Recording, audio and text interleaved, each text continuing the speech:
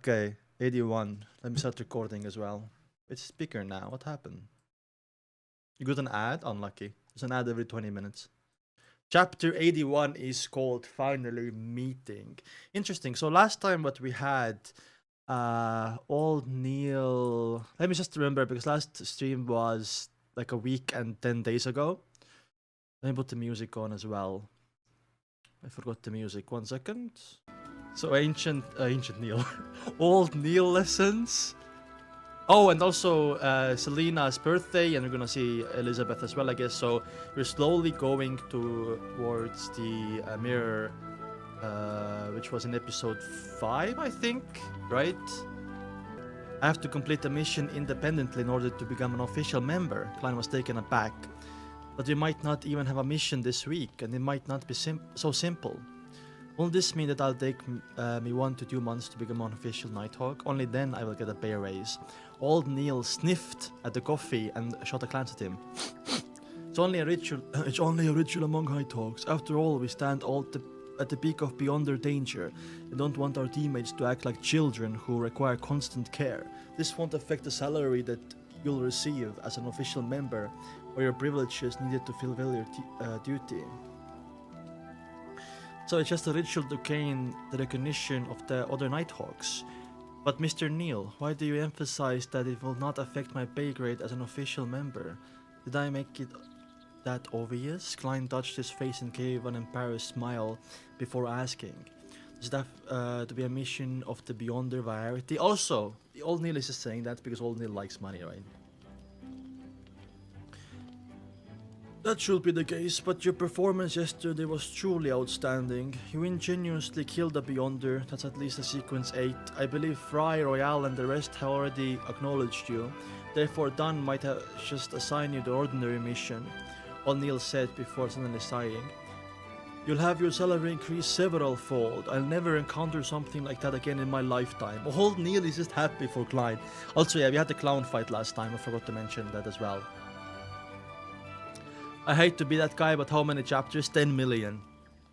No, until 90 at least, maybe more.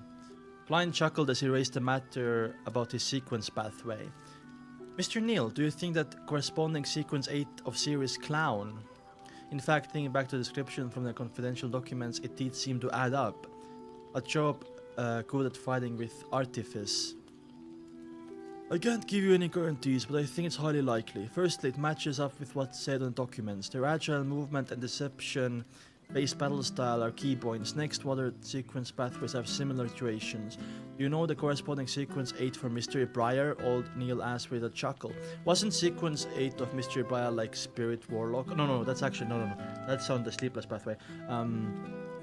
Something Warlock, right? Also, I just want to say that the sequence 7 abilities of Seer pathway do kind of add up to be like a magician or a trickster or something like that. So I've been saying this for like multiple streams now, but I think pretty confidently that sequence 7 of Seer is magician. I'm gonna lock that answer in. Lock in. I can't change it. O'Neill chuckled briefly. No, it's not written in the information provided by the church. Klein shook his head honestly. O'Neill chuckled briefly before saying, I am close friends with 2 old guys from the machinery hive mind. Oh, however, I mentioned. They mentioned in passing as a joke. The corresponding sequence 8 portion of Mystery Briar is Melee Scholar. Oh, Melee Scholar. Yeah. Melee Scholar sequence 8. Sequence 7 is something Warlock. Did you hear that? Melee Scholar. Goddess. I don't like melee combat at all. Doesn't suit the image of Mr. Blair at all. Yeah. Like, melee, like imagine Unc Neil throwing hands, by the way. Like, imagine Unc Neil pulling up and... You can't imagine. Like, he's Unc Neil. He's the friendly professor guy. I can understand Mr. Briar's pursue the mysteries behind things. Melee combat is one of those mysteries, Klein said after some thought. Exactly. Sheesh. It's gonna break his back. Yeah, we're not gonna see Old Neil throw hands, I think. Old Neil finished his hand-crowned coffee. Alright, let's not waste time. Sorry, that's a very manly voice. Alright, let's not waste time. Let's continue our mysticism studies. You still have a lot of ritualist magic that you need to grasp. You also need to learn how to create amulets and charms. Alright, Klein sat down and planned out his schedule for the day. In the morning, I'll study mysticism and read through all sorts of historical records. I'll submit the compensation request. After lunch, I'll practice at the shooting club. Then I head to the Deweyville Library at Golden Andu Sporo and see if I can borrow the corresponding monograph and journal regarding the Hornatz's main peak. After doing all that, if I have time, I'll spend some time at the divination club. I can't slack off on my acting. Once the compensation request is approved and I receive the money, I'll be able to buy a new suit at the way home. Yes, I'll apply the materials tomorrow morning and try to make a protective amulet to ward off danger for Melissa and Benson. Good brother, by the way, for doing that. Also, remember, his suit got ruined in the fight. So, there should be, a client should have two suits. One for fighting, one for, normal wearing. I think he had the same idea last time as well. The dining hall uttered with a chandelier and elegant decorations. A few friends were congratulating Joyce Mayer on escaping from danger and his return to Tingen. Also, we're back with the Alfalfa strategy. Joyce Mayer is one of the survivors, as you know. We all read the news. Just the written description alone was enough to scare me, a man with a short stubble on his chin said wistfully. Joyce, I can't believe that you went through such an ordeal. Cheers. Allergy is over now, and the sunlight shines down upon us. Exalted is the steam. Joyce and his fiancée, Anna, raised their cups and clicked them together with their friends. Then they gulped down the little champagne they had left. Anna was extremely worried at the time. I suspect that she cried every night. Whenever I invited her for some afternoon tea, she was always absent-minded. Thankfully, you're finally back now. Otherwise, I reckon she would have passed away just like that. Oh, damn. Are you sure you should say something like that? In the presence of Anna? Anna is right there? A young lady with a cute small nose and coiled brown hair said to Joyce as she glanced at Anna. Oh, okay. That's not a ladylike voice. I'm sorry. If Anna were to experience something like that, I'd be the same.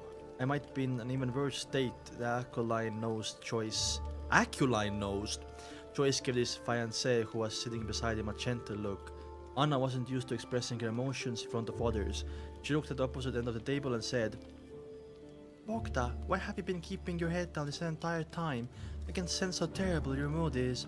The young lady with the petite nose answered in Bogda's place. Bogda is sick. The physician told him that there's something seriously wrong with his liver. He can only use medicine to reduce the pain but doesn't treat his illness. He needs to undergo surgery.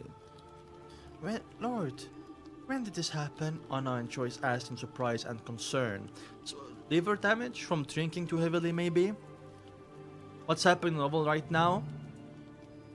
We had the clown fight. We had a conversation between Neil and Klein about becoming an official Nighthawk after a mission. Klein wants a new suit, and now we're at Joyce Mayer, like some kind of like a party or a gathering. Oops, sorry. Also, Selena's birthday is coming up.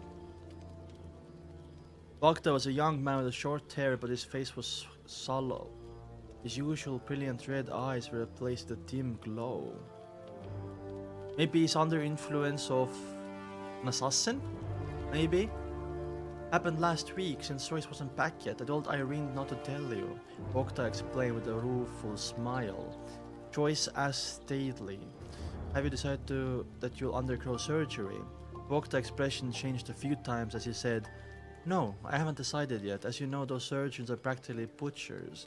The patient is like a piece of meat on a shopping block, allowing them to butcher people as they please. I read a lot of reports they'll even use an axe for amputation. Lord, I suspect I might very well die on the operating table.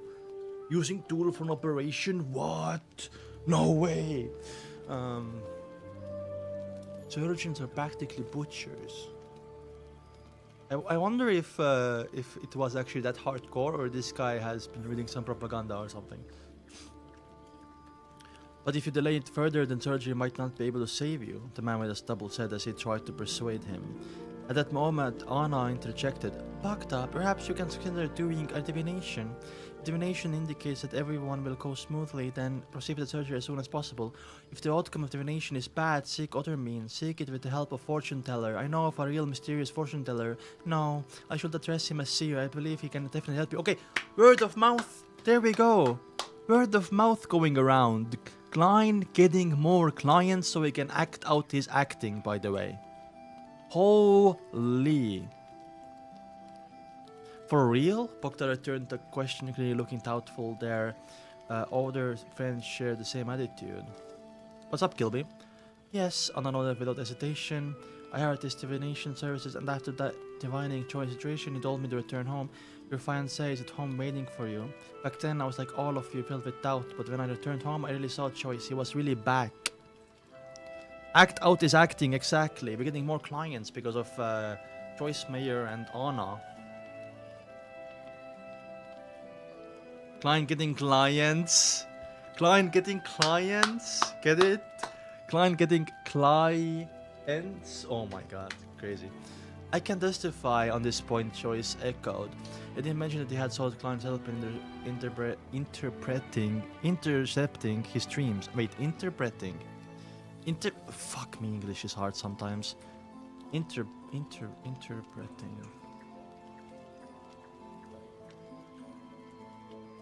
Interpreting. Oh, interpreting. His dreams. This was because the police had informed him that Trist hadn't been caught yet. Therefore, he had to keep a secret in order to prevent revenge from being exalted upon him. Lord, this is absolutely unbelievable. Is divination really that magical? Okay, Mrs. Shouting Bogda thought deeply for a moment before saying, perhaps I should get divination. Anna, Choice, could you tell me the seer's name and address? Anna heaved a sigh of relief and said, you made a very wise choice. A serious divination club at House Street. His name is Klein Moretti.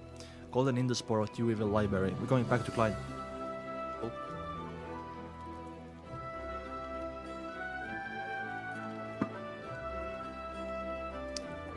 Klein used introduction note from the mentor's letter to successfully apply for a borrowing pass. So Gohan is his mentor. Remember, guys, Gohan is not in the Donghua, but Gohan is his mentor. Azik is just his professor. As he flipped the tiny card in his hand, he asked a few librarians. Wait, librarians? Are we gonna see Sirius from the Aurora Order? He flipped a tiny card in his hand and asked a few librarians, do you have the research of the Honatsis main peak relics here? It was published by the Lowen publishing firm. Librarian immediately answered, please wait a moment, let me check the records. He turned around and looked at the drawer. He pulled up a letter that matched Hornatsis and flipped through a card that was filled with single words that followed a particular order. On careful inspection, he shook his head and said, sorry sir, we do not have this book in our collection. How regretful, Klein answered in a clear disappointment. The looks of it, either write in the Lowen publishing firm or pay a visit to Koi University. Meanwhile, he sighed inwardly at how dated the management of the libraries of this world was. People need a computer. Unfortunately, I can't produce one. Isn't he a computer science major? Like you can turn a rock into a CPU, right? I think. If you are smart enough somehow. If you have the technology for it. Software? So yeah, okay. Unfortunately, I can't produce one. Klein made a silent, self-deprecating comment and turned to ask. Then do you have the journal issues of New Archaeology and Archaeology Summary? A very special rock, yeah. With you, the librarian confirmed. A gentleman just returned them. He flipped out the corresponding card and pointed Klein in the direction of the bookshelf. Klein went over the bookshelf, scanned the journal issues and pulled out the ones his mentor mentioned. Then he randomly found a spot by the window to sit down. Under the bright afternoon sun, he began reading the information in the library quietly. Ancient relics don't solely exist on the main peak of Honatsis mountain ridge. They're also spread out across surrounding forests, valleys, and gentle slopes around the main peak. This is important, guys. These relics are formed from lofty domes and gigantic stone columns. Honestly, they can be described as magnificent. I'm curious as how the original residents mine and process these rocks. Hypothetically, let's assume that they performed their mining operation on the spot without needing to send them up the mountain.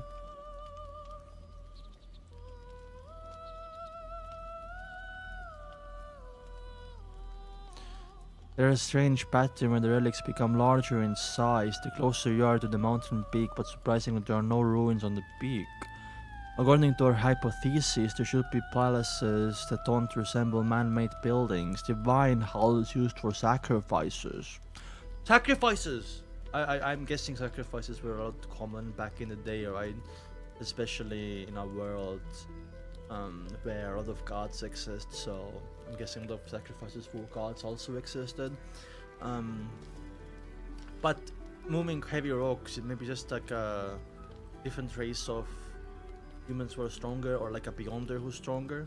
What I mean? Palaces that don't look like they were man-made, divine halls used for sacrifices. Could it be that one I saw in my dream? While Klein ruminated, he suddenly heard footsteps approaching him from a distance. He looked up and saw a familiar face, a face that often appeared on the papers. Papers? Serious? He had a squarish face, thick eyebrows, a firm nose. Is he fat? Short, dark, blonde. Oh, blonde. Blondevus! Wait, let's not get ahead of ourselves. He had a squarish face, thick eyebrows, a firm nose, short, dark, blonde hair, azure blue eyes, tightly closed lips. All of these features belong to a certain famous person from Things India, a philanthropist, entrepreneur, and the owner of this library, Sir Deweyville. Oh, Sir Deweyville, the based guy. The based guy who's like building social housing and like helps the poor of Tingen. Beside Deweyville was the middle-aged butler who Klein had met before. Oh, Klein watched walk by from more than 10 meters away. Out of curiosity, he raised the right hand and lightly tapped his clapella twice. Fuck it, Sir Deweyville! Oh my god! I wanna see more! Herb store. No, apothecary! By the way, there's a pathway called Apothecary. We might meet one in this episode, guys. Anyway, Sir Deweyville was mentioned so many times. He was never mentioned Donghua, I think. Maybe he's a beyonder. Ooh. Possibility? Is there a pathway of generosity out there? Apothecary mentioned? Yeah, there's Apothecary as well. Why are you so hyped for an Apothecary? Something about a pathway where you can like make medicine. I don't know, it sounds interesting to me, man.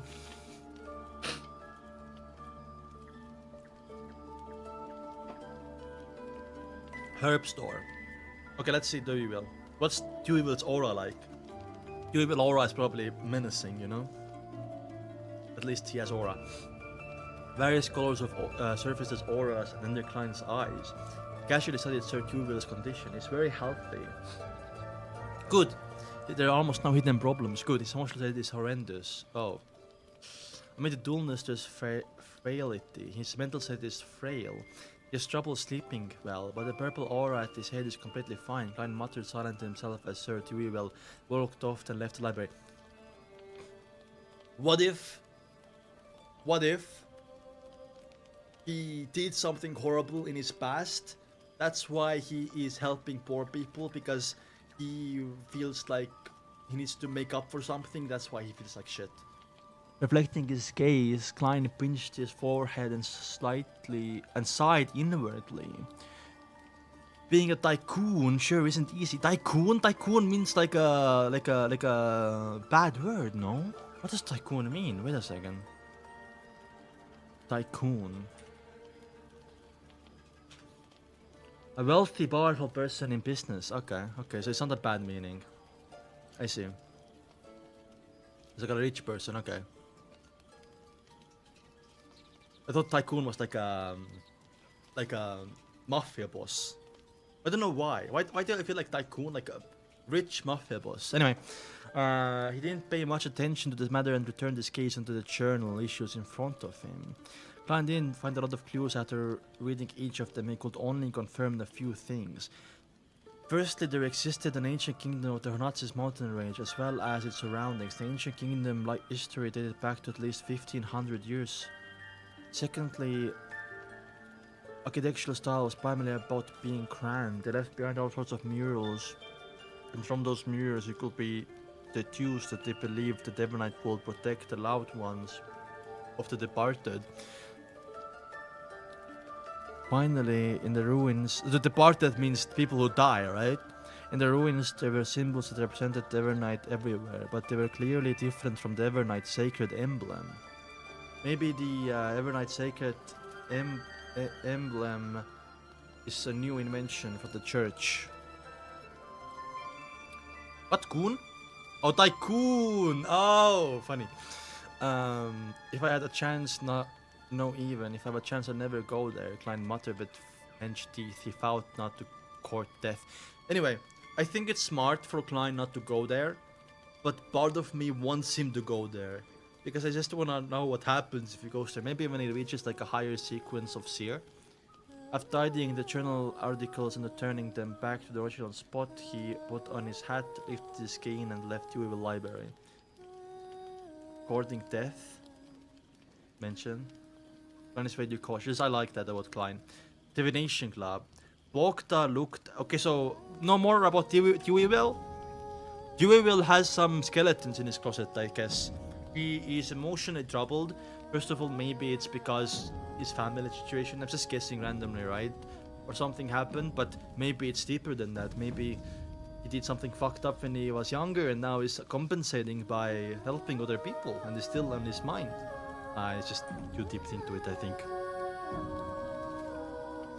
I will get all characteristics from all pathways and solo the verse. Good luck, bro. Lose control. Bogda looked at the beautiful lady in charge of receiving guests and said, "Oh, I'd like to have a divination." Angelica smiled politely and said, "Do you have a preferred fortune teller, or would you like a flip through the instruction guide and choose the one that's most suitable for you?" Bogda pressed the right side of his abdomen and gasped silently for breath while saying, "I wish to have Mr. Klein Moretti divine for me." Mr. Moretti is not here today," Angelica answered with uncertainty. Bogda fell silent for a moment as he paced a few steps and asked, "When will Mr. Moretti be available?" "No one knows. He has his own matters to deal with. From what I've seen, he usually comes here on Monday afternoons. After the Tarot Club meeting," Angelica said as she pondered over the matter. "Alright," Bogda's face darkened as he turned around, planning to leave. "Sir, you can choose other fortune tellers as well. For example, you can choose Mr. Hannes Vincent, who is famous in Dingen City." Fuck Hannes Vincent. Angelica tried her best to prevent the loss of business. Smart girl. Bogda stopped in his tracks and considered it for a moment before saying, "No, I only trust Mr. Moretti." "Well, I can wait here for a moment. Perhaps he might come after he's done with his matters." "No problem," Angelica said with a warm smile. I mean, Klein did mention he should go back to act, you know? Damn dirty reverse, is that good? Bogda went to the sofa and sat down. Sometimes he stroked his cane. At other times he looked out the window, clearly looking rather impatient. Seconds and the minutes, just as Bogda's mind was a mess, unsure if he should continue waiting or leave, he heard the beautiful lady exclaim in a pleasant surprise, "Good afternoon, Mr. Moretti." Klein saw the familiar Angelica and was just about to ask why it was always her. Did she not either rest or take days off? That's interesting, yeah. Maybe it's just coincidence, like same time you're working, she's working, you know? However, he immediately looked into consideration that he was a seer, so it was not appropriate for him to ask such questions. Instead, he had to use the tone of a charlatan and said something like, "How marvelous. Is it for fate to compel us to meet once again, Madam Angelica?" That's Reese. That's good Reese. Will this sound like I'm hitting on her? Klein mind whirled as he finally replied with a smile. "Good afternoon, Madam Angelica." What, the C word? What did I say? Oh, they say coincidence? Oh, my bad.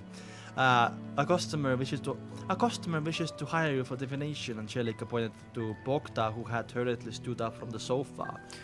"Someone actually requested for me?" Klein took off his half-top hat in a pleasant surprise, pinching his lapella twice while doing so. "Good afternoon, sir."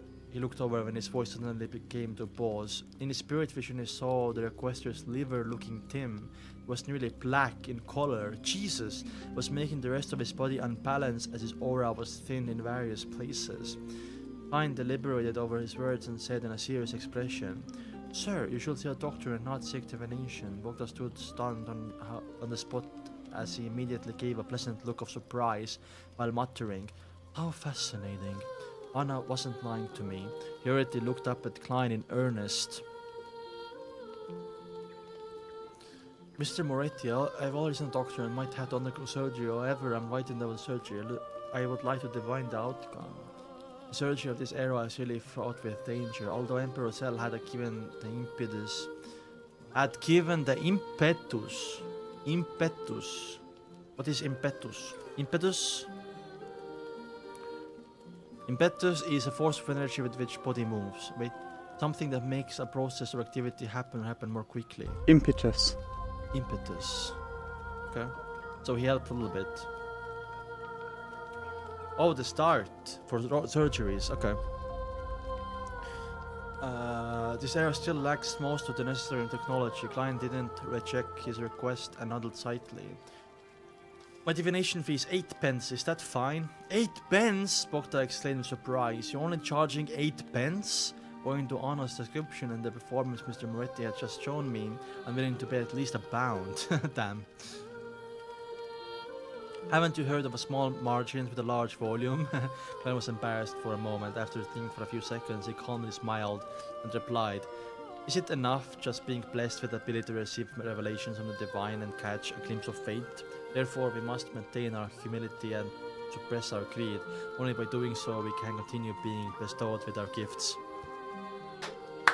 Oh, that's smart, actually. That's based and smart. So not only rich people can buy his services, poor people can also buy his services because it's only 8 pence. Also, the reason why Klein is doing it is not only because of that. Klein also wants more clients so he can act more, right?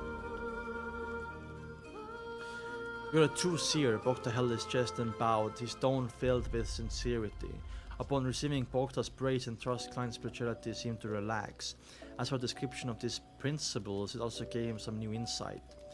"Miss Angelica, is the topaz available?" He turned on the beautiful lady beside him. "How much bread is 8 pence?" "A lot." Angelica heaved a sigh of relief for Bogda as he smiled sweetly. "Yes." Entering the divination room, Klein instructed Bogda to lock the door.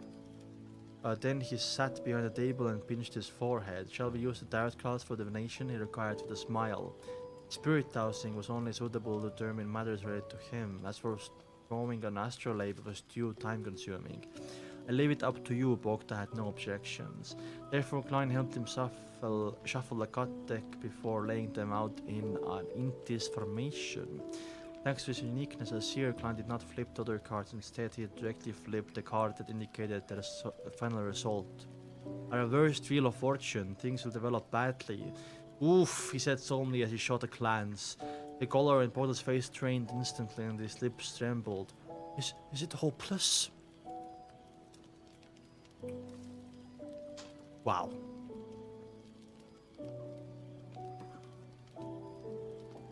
Klein tried his best to think of a solution. He said, "Let me try a different divination method. Please leave a ring behind. Next, write your date of birth on this piece of paper.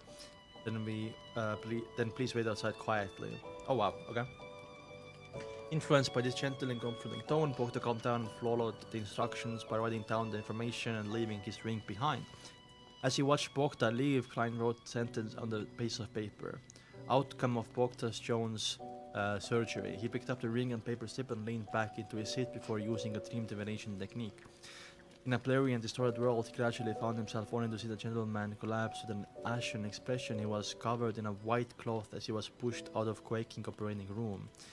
This time Klein didn't encounter anything strange. He no longer felt a sense of being watched, so quickly woke up. He knitted his brows tightly as he considered how he was going to inform Bogda about the outcome.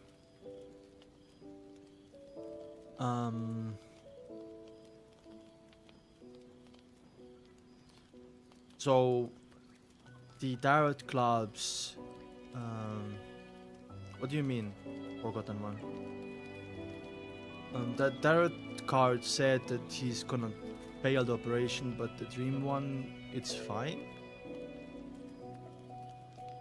Only the gentleman collapsed with an ashen he was covered in white cloth as he was pushed out the quaking operating room. Did he die? The surgery may very lead to death. I can try to restorative ritualistic magic I learned today, but that will expose the mother of Beyonders. Besides, I have to apply for captain's approval. It's actually so over then. It's so over. First, yeah, and I might not be able to treat such a severe disease. Klein was racking his brains when he suddenly thought of something. It's actually so over. Mr. Clay's lung disease was treated by an apothecary. Oh my god, apothecary is probably a Beyonder. He said that the medicine was extremely miraculous. What was it, right? Lawson Darkwaite, 18 Flat Street in East Poro. Lawson's folk herb store. He tried his best to memorize the address back then and quickly remember the details. He rapped the corner table and quickly made a decision. Okay. I mean the monster drink? Oh, yeah. I drink sugar-free Monster because it's sweet, gives me energy, you know, and it's not 0 calories. Anyway, I have Pepsi Max, which also 0 calories. Anyway, so that guy, Lawson Darkwaite, is probably an apothecary Beyonder. Addressing the spirit housing, or quickly determine if it's good or bad idea, Klein walked out the door. When he saw Bogda stand up in a fluster, he returned his ring to him and said warmly with a smile, I found hope for you. Really? Bogda asked with a pleasantly surprised. Klein did not reply to him as he continued talking. Your hope lies in the East Poro Flats, related to a single term, Lawson. If you can't find it, come back here again on Monday at 4 in the afternoon. So he didn't say go to the apothecary on this street like that. He just said East Poro, Flat Street, Lawson. You can figure it out, right? So he's not gonna expose his actual Beyonder abilities, or it's just, you know, doesn't seem like an advice to like just go to the apothecary. If you can't find it, come back to here again on Monday and 4 in the afternoon. Good. Bogdan nodded as he repeated himself. He excitedly fished out his wallet and produced 5 pence and 3 pennies. He had done according to what Klein had said without using tips to corrupt the true seer. Oh, damn. Corners of Klein's lips twitched as he received the money, but he smiled brilliantly. I hope we will see Hope as soon as possible. After Bogdan left, he handed over the commission like the previous time and also gave Angelica tips, pretending as though he had collected a solely. Damn. Damn. East Borough Vlad Street. Bogdan walked from one end of the street to the other, repeating it 3 times until his liver started to ache. Finally determined that there was only one place that had anything to do with Lawson on the street. It was the Lawson Folk Herb Store, numbered 18 on the street. Mustering his courage, he walked in and caught the smell of various herbs. His mama works here probably, right? He saw that the owner of the shop had black but very short hair, his face was round, and he looked to be in his 30s or 40s. Okay. Short hair, face is round, he looked to be in 30s. Okay, I'm imagining him in my head right now. The boss's formal attire resembled a village witch doctor. It was a deep black robe embroidered with all kinds of strange symbols. Hello, do you have medicine that can treat my disease? Bogda asked politely. Let's see if this guy's a Beyonder or not, right? The boss has raised his head and swept his deep blue eyes across Bogda and smiled. Your liver disease is very serious, but the premise of everything is whether you have the money. Did you have enough to pay the medicine? He can tell. So, bro probably used spirit vision, right? Just like Klein did. So he's a Beyonder, confirmed. Oh my god. You can tell Bogdan suddenly felt a lot more confident as he nodded frantically. How much is your medicine? 10 pounds! It's a very fair... This is literally like... This is literally a best... Like 10 pounds! Wow. The boss fished out a bag of herbs from under the counter and said, add sufficient water and pour it into medicine after boiling it. For some grass? I understand, but 10 pounds for some grass?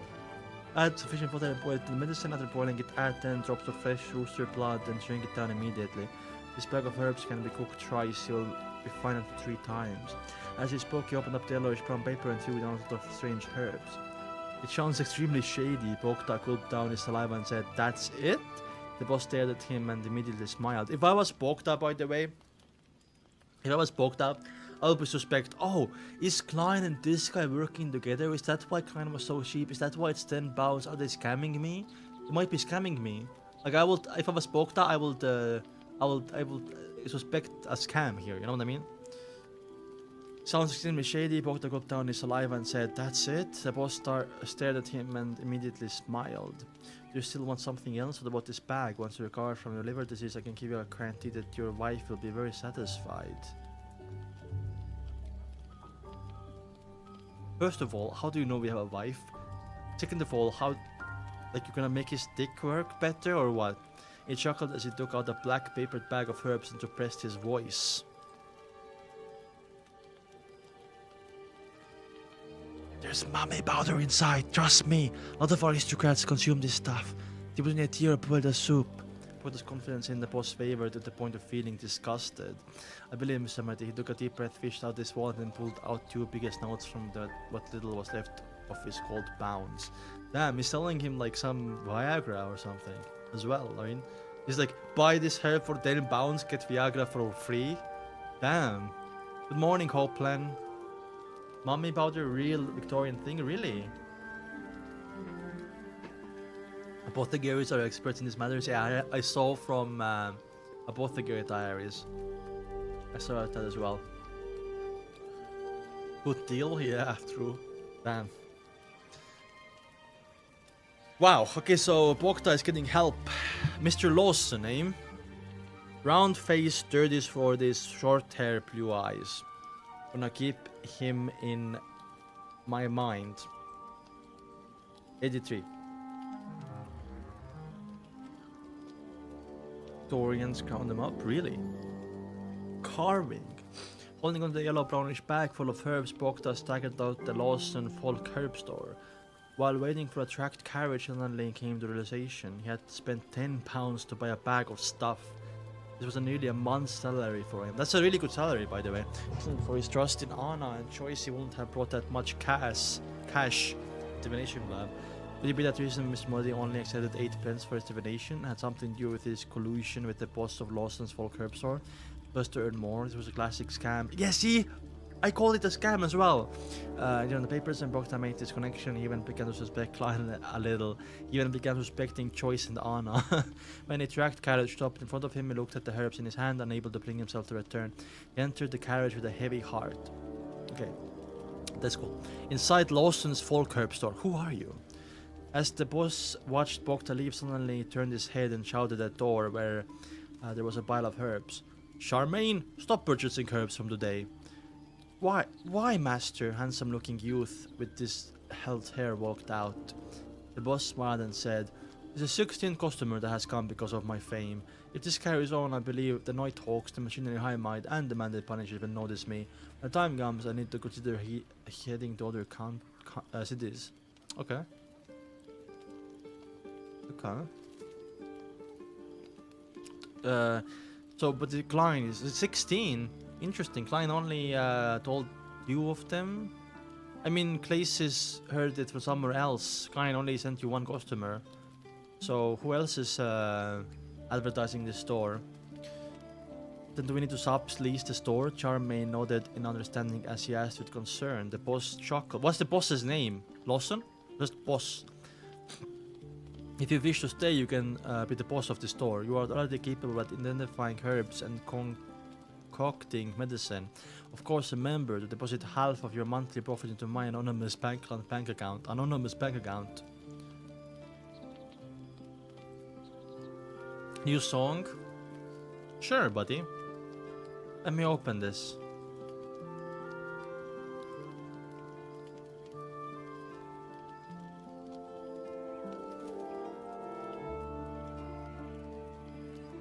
How are you guys doing in Discord, man?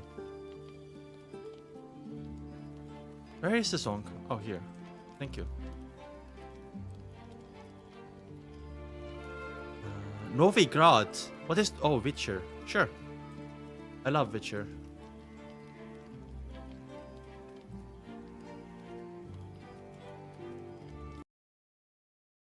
Baldur's Gate 3. I had Baldur's Gate 3 right on. Zelda. Ooh. This is a good stuff.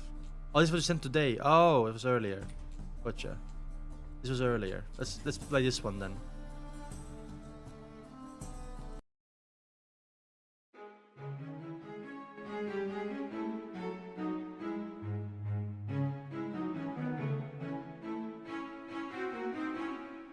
Bard's Tale. Anyway. The boss chuckled. If you wish to stay, you can be boss, yeah. But I haven't learned what you're really good at. Charlemagne was already sick of never staying in the city for more than a year, but he was unwilling to give up learning the magical formulas that his master was good at. The boss leisurely rocked himself in his seat. That's not something you can learn just because you want to. A blackish green bubbling liquid appeared in front of Bogda's eyes. Okay, so there is two people working the store. The Beyonder guy, who is probably sequence 9 of Apothecary, and Charlemagne. No, Charlemagne is a what was his name? Charmaine.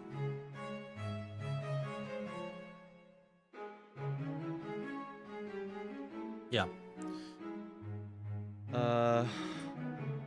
A blackish green bubbling liquid appeared in front of Bogda's eyes. It smelled of sticking socks, and the color that makes one want to puke made him deeply suspicious about everything he had done today. When the rooster blood was dropped in the medicine, Bogda's father looked at his son worriedly and said, "I think surgery was the best option." A few drops of rooster blood bubbled with boiling liquid before vanishing. I fixed the volume, right? Bogda's father looked at his licked it before vanishing. Bogda took a deep breath and said, "If this medicine is useless, I'll consider surgery. The Lord will watch over you." Bogda's father gestured a triangular sacred emblem across his chest.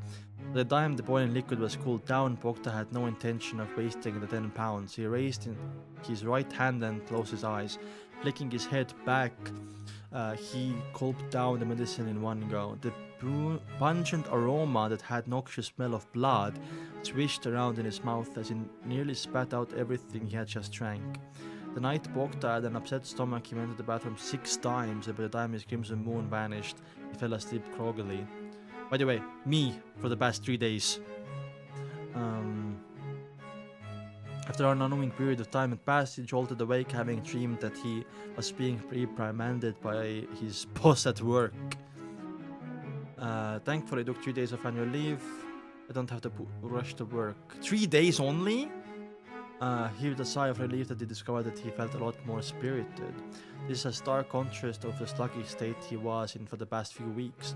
Bogda subconsciously reached out and pressed the right side of his abdomen. He noticed that the region which previously hurt when under the side pressure felt normal, when he felt the pain from ordinary pressure. Ooh, interesting, it works. Of course, I have never doubted it, but told me it was really effective. I did change the volume, you're gaslighting me.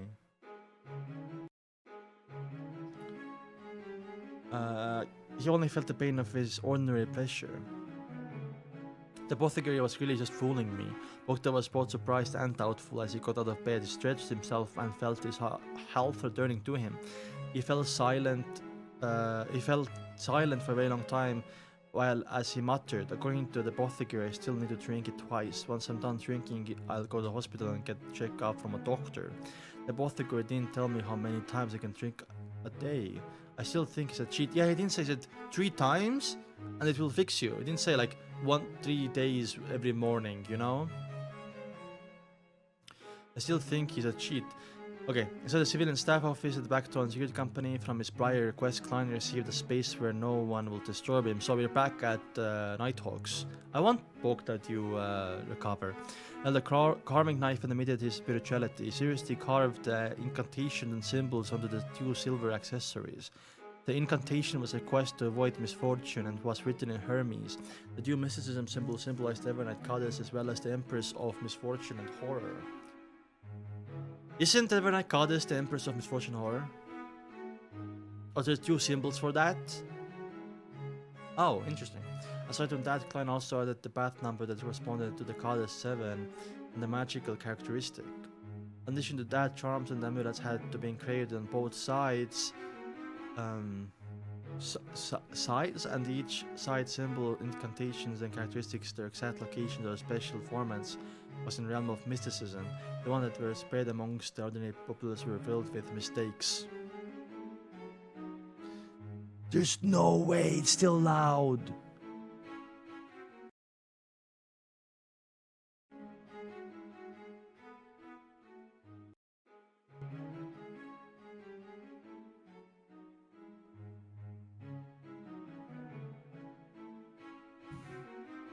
Sorry, guys. you know better than me, of course. Their exact location of special formats was in the realm of mysticism. The ones that were spread amongst the ordinary populace were filled with mistakes. At that moment, Klein had damaged materials to his right. Through repeated practice, and only after he confirmed that he had enough practice, did he dare to begin creating amulets for Penson and Melissa. As he calmed his mind, his spirituality spewed out from the tip of the carving knife. The number 7 appeared on the surface and the silver accessories. Also, so nice for Klein to make these talismans for his family, by the way. What a good brother. Ayala finished carving the incantation and symbols on the other side of the accessory. All that was left to finish the remaining side. After putting down his knife, all his spirituality chained together as Klein suddenly felt a strange, majestic, and terrifying energy surge throughout the room. The commotion quickly vanished as the incantations on both sides of the accessory became complete with Klein's spirit vision. It emitted a serene blackness. He put down his carving knife and gently polished the silver accessory that was formed from a circle and the vertical piece. He felt a tinge of coolness from the mild to touch surface. It's done! He happily placed the finished amulet, another one that he had previously finished, into his pocket, planning to find an opportunity to give it to Benson and Melissa. So, giving it to Benson and Melissa, aren't they gonna be like, oh, is this one of your, like... aren't they gonna suspect him of... being a seer or something? Probably not, right? It's just a gift. Like, to believe in astrology or whatever that's called. Amulets created by the Beyonders possessed a certain level of effectiveness. They allowed the wearer to unknowingly avoid disasters to a certain extent. Ah, okay. There's nothing too ridiculous. Furthermore, their spirituality will wane bit by bit unless one used a high-level ritualistic magic and created a prayer set.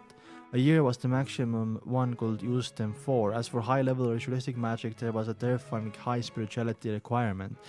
If it wasn't something Klein could endure at the moment. Okay, when time comes, I can use my spirituality to make another one, Klein thought, noting as he began tidying up the messy table. He didn't make one for himself for the moment because his amulet of that level had limited effects on him. Therefore, his goal was to gain a deeper understanding of incantations before trying to pair it with ritualistic magic. That way, he could create a few defensive amulets that could be activated specifically with sound. Interesting. Hello, Luke. Who's Luke? Oh, Luke. Hello. What are you doing? I didn't notice you were so high up. Chat is really fast today. After everything was finished, Klein walked out the office and prepared to hand over damaged materials. That was when he saw Captain Dunn walk over in his black trench coat. Ooh. Dunn, deep and grey eyes swept across him as he smiled. No mention of hairline this time. Klein, the Holy Cathedral was approved it. You're now an official member. Really? That's great, Klein expressed in delight. Dunn nodded and said with a smile, you can now receive a makeup pay of £3 for this week. You'll receive $4.50 every subsequent week until that once payment is cleared. By the way, they mentioned the Nighthawk's ritual. Every official Nighthawk has to independently complete a mission. One, by doing so, will you gain the recognition of your partners. In consideration of the outstanding performance you showed, I believe I can assign you an ordinary mission instead. When that happens, I'll formally introduce you to all the Nighthawks in Tingen City. Trying to reply without hesitation. Alright! £3 plus his compensation of £7, getting a new suit wasn't a problem anymore. Furthermore, he could still have plenty left over. Well, who knows when my mission will arrive. Klein waited all the way until Sunday, the day of Celine's birthday banquet. Oh, here we go! So, in the Donghua, it was really obvious that Hannes Vincent was behind all of this. But in the novel, so far at least, it's gonna come out as a jump scare, right? There's like no way to know about this. Which is crazy to me. Changing into his formal suit and using a brush and a handkerchief to dye his half top hat. Half top hat? Propaganda. The top hat is so big. The lion looked himself in the mirror before walking over to the first floor in satisfaction. At that moment, Melissa was sizing up Benson's clothes. Is there a problem? Benson raised his cane, feeling a little lacking due to his sister's gaze. He felt that there was nothing wrong with him when he inspected himself. He was already dressed quite decently. Melissa stopped staring at him and said with a serious expression, Benson, there's a very old suit you're wearing. There were a lot of excellent ladies and madams participating today's birthday banquet. I believe that by wearing that, it'll be a form of disrespect to them. Benson with that unk suit, probably. Mine was originally filled with questions. However, when he heard Melissa's emphasis, he immediately realized what was happening. He went to the chuckle and said, Benson and I share a similar build. He can wear my other tuxedo. Yeah, Melissa is looking for potential wives for her brothers. He had already informed his siblings about buying a new suit. He explained away by saying that his clothes had been torn while inspecting certain objects. Therefore, the company generously compensated him. Of course, he concealed the matter of him being promoted with their bare eyes. He was afraid of scaring them and only planned to tell them after half a year. Such an explanation made Benson and Melissa extremely envious. They felt that the Blackthorn Security Company was an impeccable employer. There's no need, right? Person retorted, having not realized the gravity of the situation. No, it's extremely important. Klein pushed Benson's shoulders up the stairs. The tuxedo is hanging on the clothes rack. So basically, Melissa is trying to give them an assist about, like, you know, getting wives, getting girls. After watching Benson go up in the stairs in daze, Klein turned around and smiled at Melissa. Are you hoping that Benson will use the opportunity provided by Silan's birthday banquet to begin a beautiful new romance? He had been reading quite a fair amount of newspapers and magazines recently. You know that aristocrats and middle-class banquets were typically grounds for blind dates. Melissa nodded solemnly. Yes. So cute. Yes, Benson has missed out too much because of us. Aww. Sis, why are you like a mother? Klein looked at Melissa and suddenly shook his head with an exasperated laugh. Melissa is so wholesome, man. I love Melissa. Looking for wives. Elizabeth. Yeah. Elizabeth is a frequent visitor of the Divination Club, by the way. Seeing the unconvinced look of his sister's face, Klein suddenly felt like it was a good opportunity. He sized her up and said with a solemn expression, Melissa, I think you aren't showing enough respect to today's banquet as well. What? Melissa wore a puzzled look. Klein pointed at her neck. As a lady, you are lacking a necklace that accentuates that area. Without waiting for his sister to say another word, he smiled as he fished out a silver amulet wrapped the angel wings from his pocket. Thankfully, I prepared one for you. Wow, W, brother, man. Damn, that was smooth. That was so smooth from Klein. Melissa was taken aback at first before she asked, how much was it? Such a Melissa question to ask. Sis, your concerns are really quite misplaced, Klein silently scoffed as he explained with a chuckle. It's actually not very expensive since it was in complete state. I imitated an item I've seen before and engraved blessing incantations and beautiful patterns on them. You engraved them? Melissa was indeed distracted. How is it? What do you think of my work? Klein took the opportunity to hand over the amulet to his sister. Melissa studied it before gently biting down on her lip. I like the surrounding angel feathers. If you think the incantations and symbols engraved are ugly, then just say so.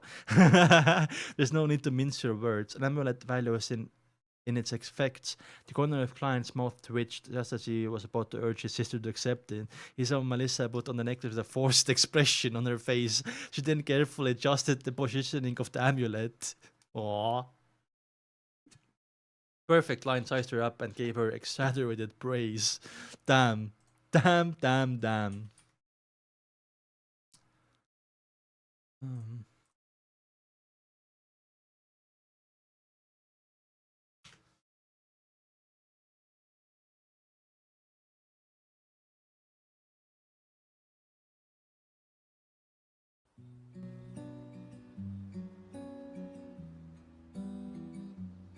I like surrounding angel weather. Yeah.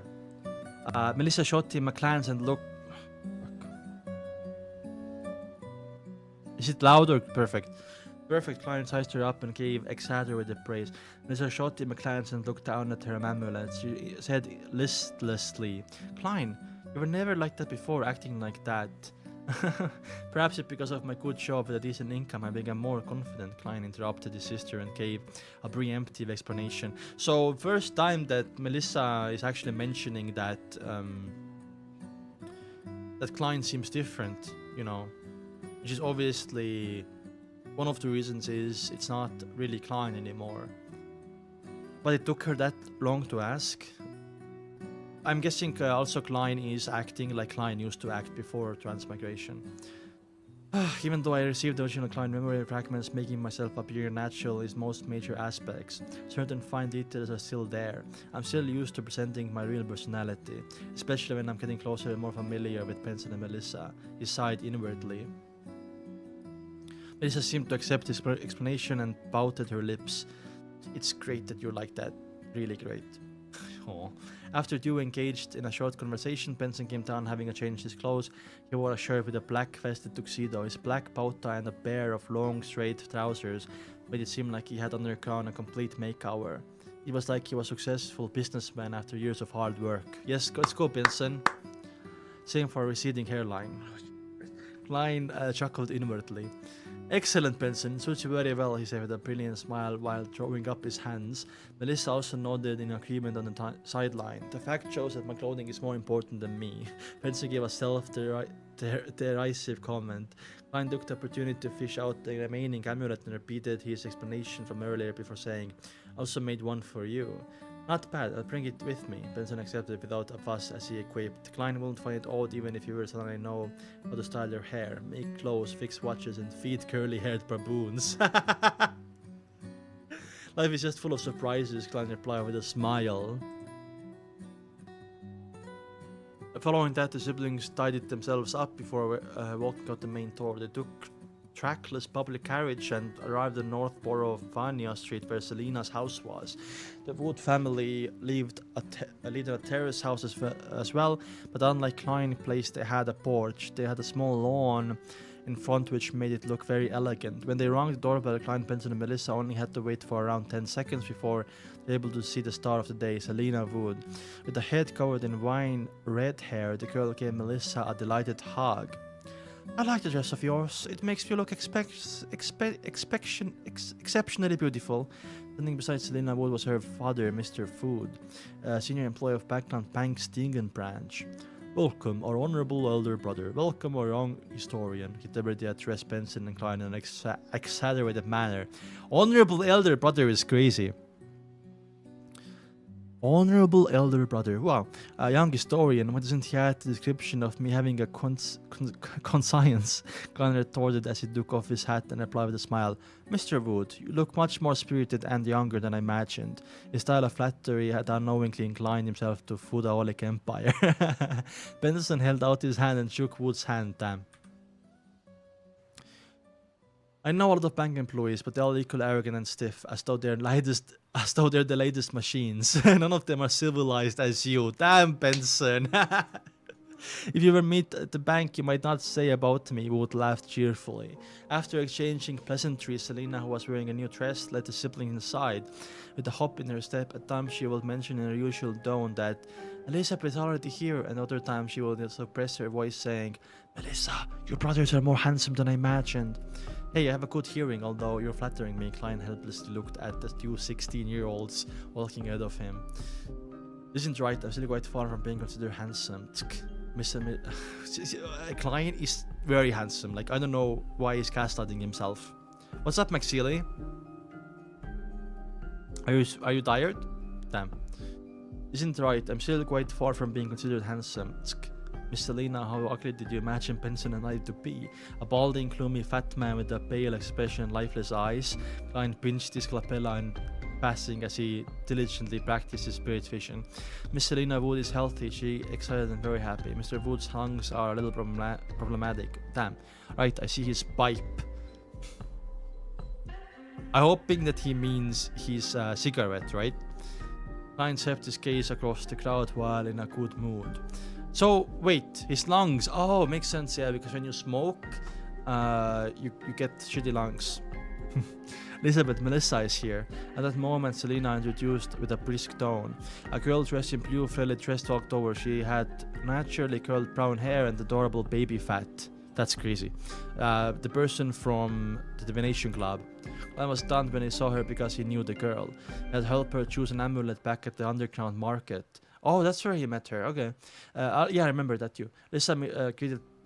Elizabeth greeted Melissa first looking at Benson and Klein. She was stunned and her brows knitted slightly as though she was thinking about something. Soon Elizabeth smiled and politely greeted them as nothing had happened, and also pretended not to recognize her. Underwood's lead they came to the sofa in the living room where they introduced to Chris, Celine's food brother, and the other guests. So they're just pretending that they never met. Also, why is Klein fixated on her baby fat? I don't know, man. As Klein watched Benson chat with Chris and other solicitors happily over the topic of the neighbor, Mr. Shaw, he couldn't help but feel envious. Oh, Mr. Shaw!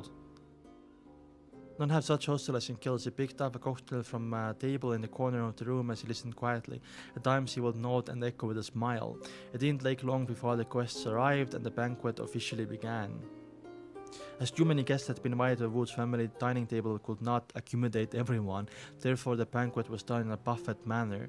The lady maid served the steak dishes, roast chicken, fried fish, mashed potatoes, ADC, etc., and placed them on a different tables. She veiled the valet was responsible for carving the meat, allowing for guests to take what they wanted. So steak, obviously, crazy. I will take the steak, mashed potatoes, and some vegetables, right?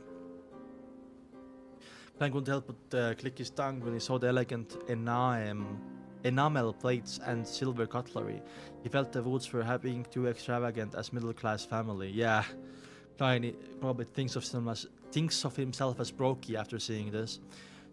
Since they're so rich, why would Chris need so many years to prepare for his wedding? When he thought of what his sister had previously mentioned, he was puzzled. Yeah, it was probably to save up money to buy his cutlery that would be taking them so many years to afford. To such families, they have to look respectable. Really? They saved up so much for silver. How expensive is silver tableware though? Amidst his mixed emotion, Klein picked up a plate and walked in front of the dining table. He forked a piece of honey-glazed roasted meat cheese.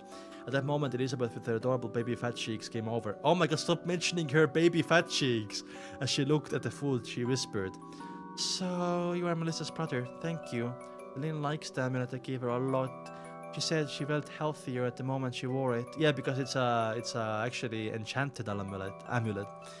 Selena Amulet constantly recalled the reason for selecting an amulet for the girl beside him. It was given to a friend who liked mysticism as a birthday gift. That friend was Selena. Selena liked items related to mysticism. Klein frowned slightly as he smiled politely. It might be akin to a placebo effect. After saying that, he began waiting for her to praise Emperor Cell. However, Elizabeth's reaction was out of confusion. What's a placebo effect? It means it completely psychological. At times, we believe that we will turn for the better and end up becoming better, Klein explained crudely. No, she said with a different formed amulet. No, she said, it's different from the amulets that they bought in the past. It feels different, Elizabeth emphasized. She cocked her head and shot a glance at Klein and said curiously, I never expected Melissa's brother to be an expert in mysticism. Damn, go ahead down, girl. You're gonna expose us to Melissa and Benson like this. As you know, I studied history, so it's common to encounter similar matters. Klein diverted the topic skillfully as he asked, are you also studying at Tingen's technical school? No, Selena and I were Melissa's former schoolmates. Later, she went to a technical school. I studied at the nearby Evo's public school, Elizabeth explained seriously. A public school wasn't established and maintained by the government. Instead, it was a school that accepted students from the public. It was evolution of good grammar school whose goal was to groom graduates. Wait, what? It was called to groom. Oh, groom, a different kind of etymology. Okay. Whose goal was to groom graduates so as to enter university. The schools were rather expensive and they would consider the student's family background. It could even be out of the range of typical middle-class families. She didn't talk much after choosing her food. She returned to Selena's side. Damn, grooming, yeah. I should think you would take skincare with pipe and directly in your mouth. What? I ship Klein with receipts? Yeah.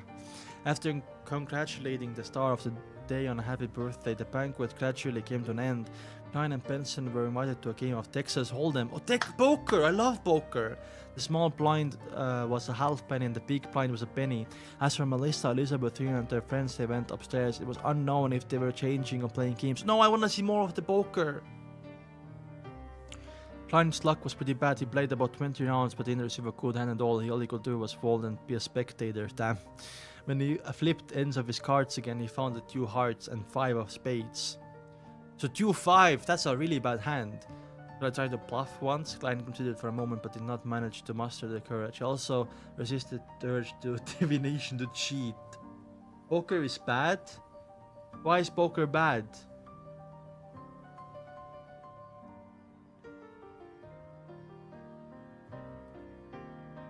What does that mean, username?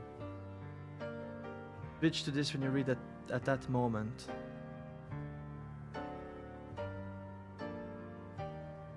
Guard his cards in the wrapped table, indicating that he was indicating that he was not making a call. Then he got up and left the table to head for the bathroom. Roselle was also a person with obsessive compulsive disorder. Actually found an odd reason to name the play style Texas. Klein shook his head as he proceeded forward. Texas Hold'em is actually a real game, no? That's what it's called. At the moment, suddenly came to a halt as his pupils constricted. His spiritual perception told him that there was strange fluctuations upstairs. At that moment? Oh, okay. Damn, okay, let's go.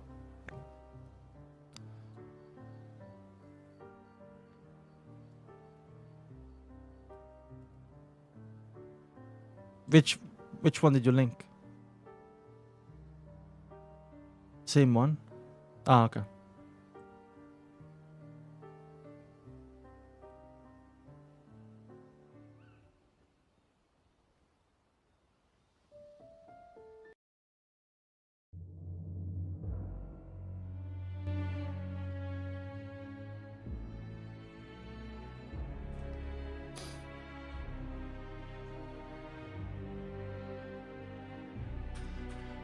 Urgency.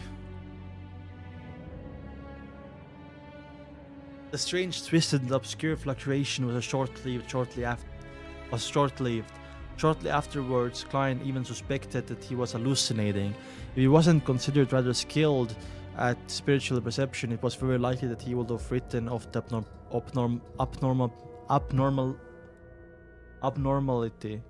abnormality. Klein frowned as he thought of his sister upstairs. He tightly held onto his cane as he went around the bathroom and hobbled the wood household staircase. He quickly went upstairs while following the traces with his spiritual perception before arriving at the living room beside the balcony. This should be it, Klein mumbled as he raised his hand and tapped twice on his lapella. Auras penetrated the walls and the large wooden door before entering his vision. Most of the colors were ordinary with a blurry outline. However, one of them in particular was dripping with a sinister dark green color over the surface that slowly corroded inwards. Just as I thought, something wasn't right. Klein wore a usual stern expression as he reached out his right hand and removed the silver chain which was wrapped around his left wrist. He held the silver chain in his left hand, allowing the topaz to dangle up before him. When the topaz stopped swinging, he traced the spherical light and chained inwardly. The room before me has danger caused by the supernatural. Normally, spirit dowsing was only suitable for divining something that wasn't related to him or the specific circumstances in a small region around him. As such, Klein described the chant in a very specific manner. The danger couldn't affect him, and the room was right in front of him. The room before me has danger caused by supernatural. After repeating the chant 7 times, Klein widened as he saw Topaz rotating in a clockwise motion rapidly. Clockwise means true. It was indication that there was indeed danger caused by supernatural inside the room. It was it was of considerable danger. Selena is a mysticism enthusiast. Did something go extremely wrong when she was dabbling with some sort of ritual? What should I do? Klein massaged both of his brows and wrapped his chin around his wrist before knocking on the door. Wrapped the chain around his wrist before knocking on the door. He knocked on the door 3 times, rhythmically, and wore a amiable smile on his face. Door opened with a creak. Melissa, who was wearing her new dress, appeared in front of Klein. Klein, is something wrong?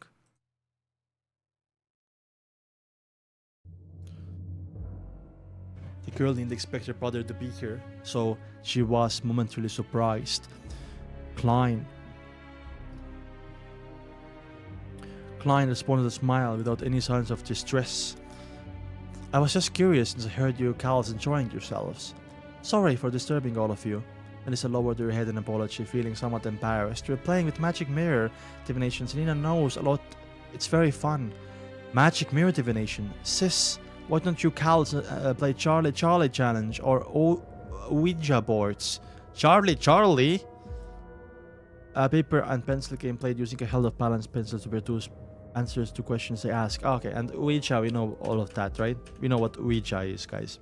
Klein shook his head, feeling both peeved and amused. He looked behind Melissa and into the living room. He saw Selena with her beaming smile and deep dimples. However, in his spirit vision, the wine red-haired girl who was holding a silver golden mirror was being enroched by the sinister dark green colors. Damn. As his mind whirled, Klein deliberated over his words and said, I won't be interrupting your game. Alright, where's Melissa? Where's Elizabeth? I had chatted with her over FaceTime crammer. She mentioned that she wanted to ask me some question. Elizabeth? Melissa sized her brother up and said in an eccentric tone to emphasize her words. She's only 16! Hey, don't let your imagination go wild, Klein immediately explained. It's very normal academic discussion. Elizabeth is very interested in history and ancient languages. Melissa took a deep look at her brother before saying, She's inside, I'll inform her. Alright, Klein took a step back and moved away from the door. Melissa is sus. While watching his sister turn around, he heaved a sigh of relief. Although it wasn't the best reaction, he was thankful that the person in danger wasn't Melissa. Damn, Klein, okay. Only waited for about 10 seconds before a puzzled Elizabeth walked out. She asked curiously, Mr. Moretti, what's the matter? I never said I was interested in history and ancient languages. That moment, her sentence was halted by Klein's stern and solemn expression. Her nerves tightened as she seemed to sense that something wasn't right.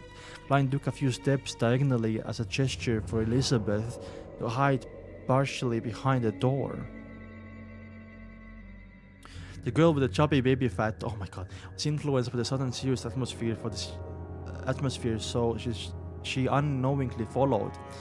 As you know, I'm a mysticism enthusiast. Klein halted and turned around, speaking directly to the point. Elizabeth nodded and replied, Yes, I even believe that you're an expert at mysticism. No, I'm only an enthusiast, but this doesn't stop me from noticing that your magic mirror divination has turned to a problem, Klein said with a heavy tone. A problem? Elizabeth nearly raised her voice as she suddenly hurriedly raised her hands to cover her mouth. Klein thought for a moment before saying, I know your words alone will make it difficult for you to believe me. Return to the room, and when Selena isn't paying attention, steal a glance at the mirror, and at the front mirror, which Selena has hidden away from all of you. How do you know that she hid the front of the mirror from us? Elizabeth blurted out. According to the information of the Nighthawks, more than 90% of the time, magic mirror divination cases which involve evil share such similarities. Klein smiled and said, Channel our knowledge. When he thoughtful and frightened Elizabeth returned to the room, his composed smile vanished instantly. His face looked worried. Klein was like this when Elizabeth left, like this. Right? Even though we're still at the North Borough, the crew... Wait 1 second. Even though we are at the North Borough, to go from Fania Street to Sutherland Street will take at least 50 minutes travel by public carriage. By the time Captain arrives, what they're making a round trip situation might have deteriorated to hopeless state. If only Benson and Melissa wasn't here. But I can't deal with those hidden and unknown existences. Do you have any means to contain it? Right, Selena is is a mysticism enthusiast.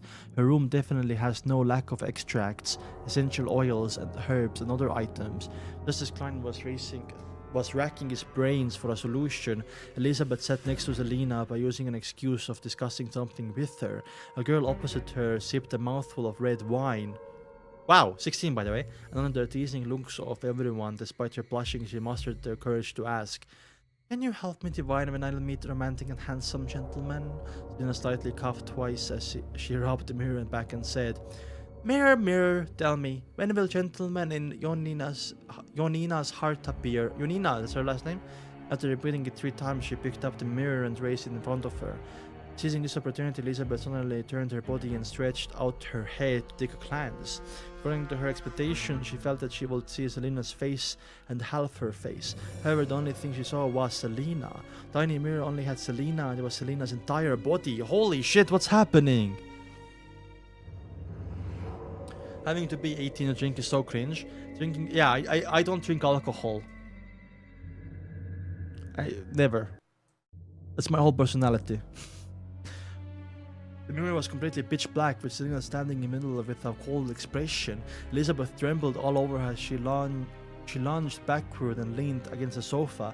She momentarily forgot to breathe. She involuntarily trembled and without giving an excuse got up immediately, stumbling to the door. She didn't even dare to look back to look at the beaming Selena.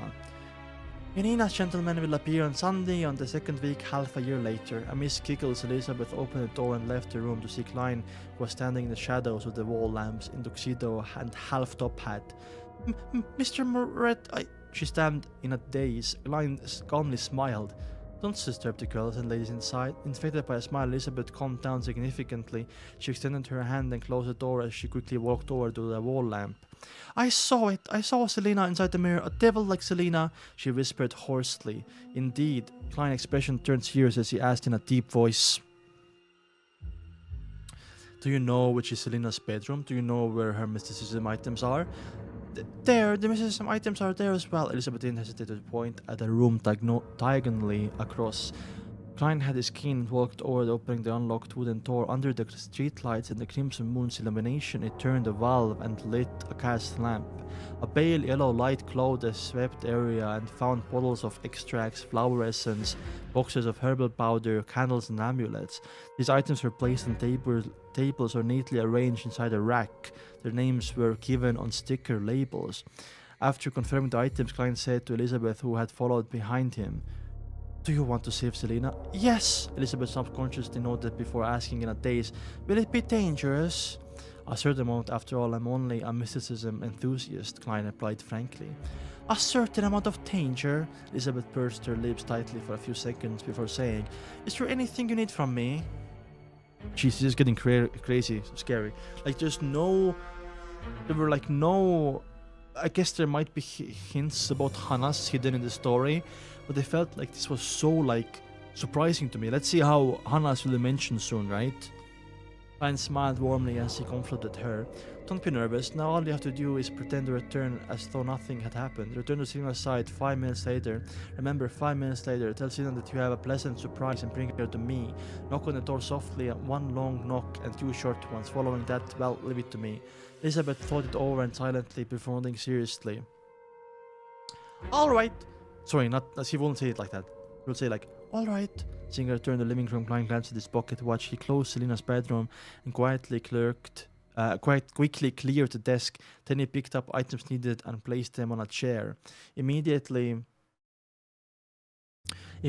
following that, he picked up 2 faint candles with a light aroma. He placed them on the upper left corners of the desk. They were symbols representing the Lady of Crimson and the Empress of Misfortune and Horror. Klein planned on holding a ritual here to borrow the Evernight goddess powers to ward off mysterious and unknown existences that was affecting Selena. As he was only sequence 9, the ritualistic magic he knew wasn't strong enough in order to succeed. He needed Elizabeth to lure Selena into a sealing circle right in the vicinity of the altar. Ooh, interesting. Therefore, he needed to consider situations in which Selena might notice and resist. To these reasons, Klein planned on using suspension-style ritualistic magic. Okay, interesting. This is very slow compared to the Donghua, right? Which I like. There's a lot of like mystery in the air. in this one. In the Don't Qua, it was so in your face. You knew who was behind it. You saw the person from the beginning, even before arriving at Selena's. Here it seems like it distracted me, forgotten one. Anyway, it seems like it's a slow burn and very mysterious, you know. And I think in Volume 2, when these mysteries are still mysteries to us, it's gonna be fun to figure out what's happening, right? And there seems to be premium quality sound effects, random ASMR, and out-pocket conversations. Yeah, you like that?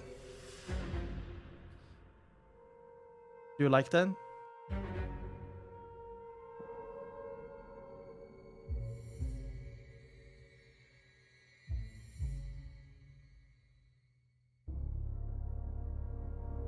One second, guys.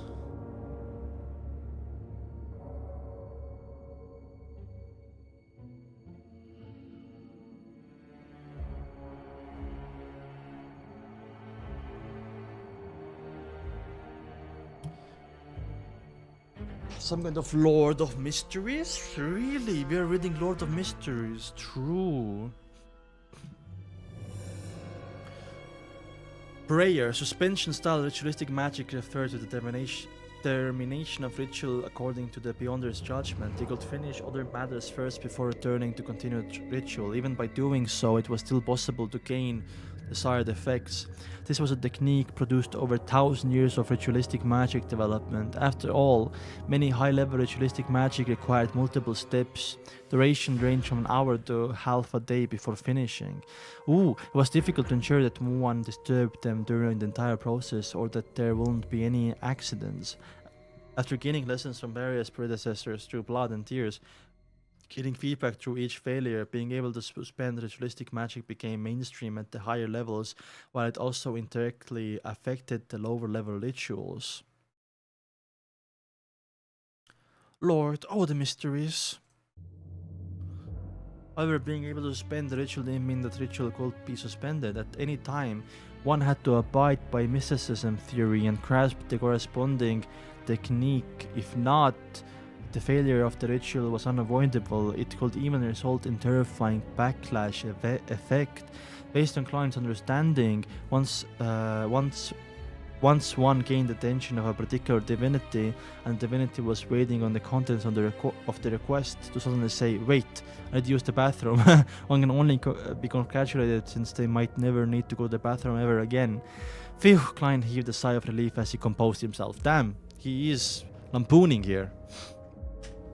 Even though he had held many luck enchantment rituals and had even designed a corresponding ritual that made attempt to justice in the Hanged Man, this was his first actual ritualistic magic that abided by the rules.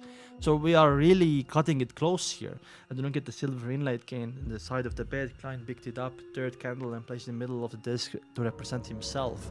He placed the silver bowl that the Zena used for rituals in front of the third candle, and then placed the axe with the sacred emblem on the left, where extracts. He placed the silver bowl that Sina used for rituals in front of the third candle, and replaced the axe with the sacred emblem. On the left were extracts and essential oils of the moonflower, slumberflower, and other plants. But on the right he placed a plate of salt, a small silver dagger, a piece of fake goatskin, a quill. Quill be a DST, hello. A quill that was dipped in ink. Luckily Serena had complete inventory, otherwise he won't have had any way to complete the preparations. As for the modernly fast rituals that old Neil could perform, they were not something a seer could do. Damn. From the looks of it, Selena is quite an experienced mysticism enthusiast. Yes, if she wasn't experienced, then she won't have gotten in such trouble. She was only 16 and had been exposed to all of this for at least a year. Who had guided her? Ideas flashed through his mind as he picked up Selena's cup from the bed. He poured plain water into it and placed it beside the coarse salt. It was Hanas! Hanas! He took out his pocket watch and popped it open. He didn't delay any further after taking glance at it. He traced layers of the spherical light in his mind and quickly entered cogitation.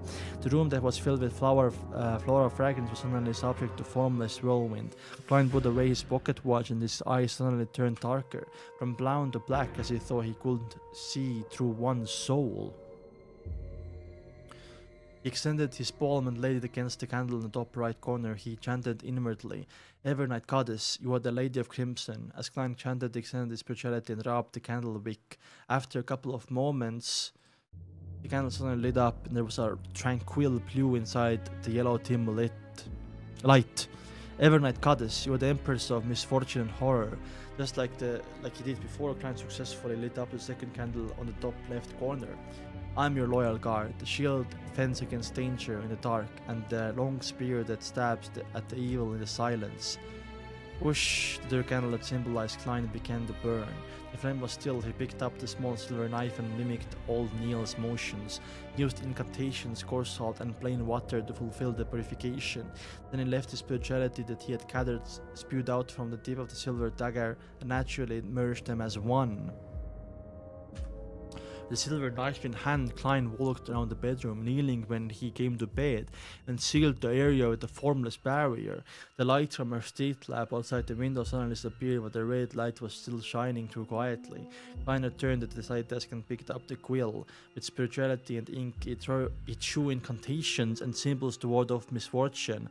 When all was finished, he put down the things he was holding. Then he trickled a drop of extract, flower essence, and essential oils on each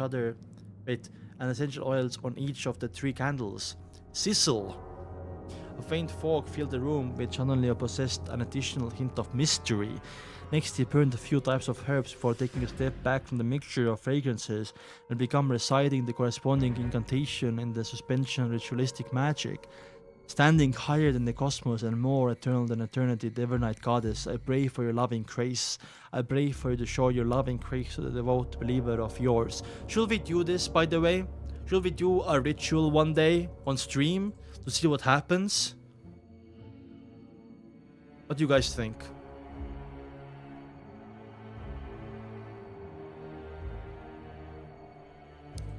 Username, make sure they're copyright free, by the way.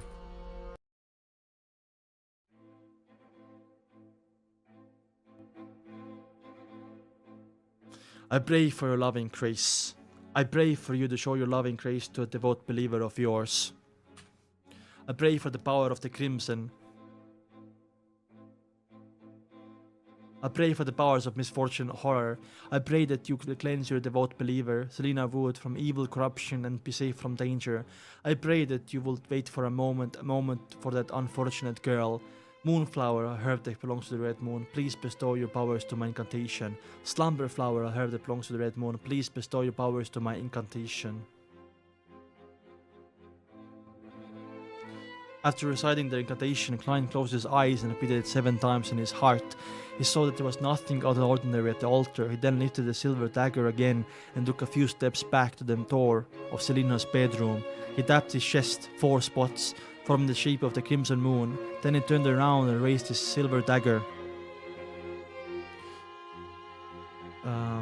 His spirituality was spewed out from the tip once again, and sliced open the shape of the door in his formless wall. Klein knew that even if he opened the door at the very moment, it would affect the tranquility and holiness of the altar. He took out his silver wine leaf pocket watch that had intricate pattern. He checked the diamond, went through the process that was to happen in a few moments. Sorry. I'm a fucking child, man. Something spewed out from Klein's tip. I'm sorry, man. I don't. Oh my god.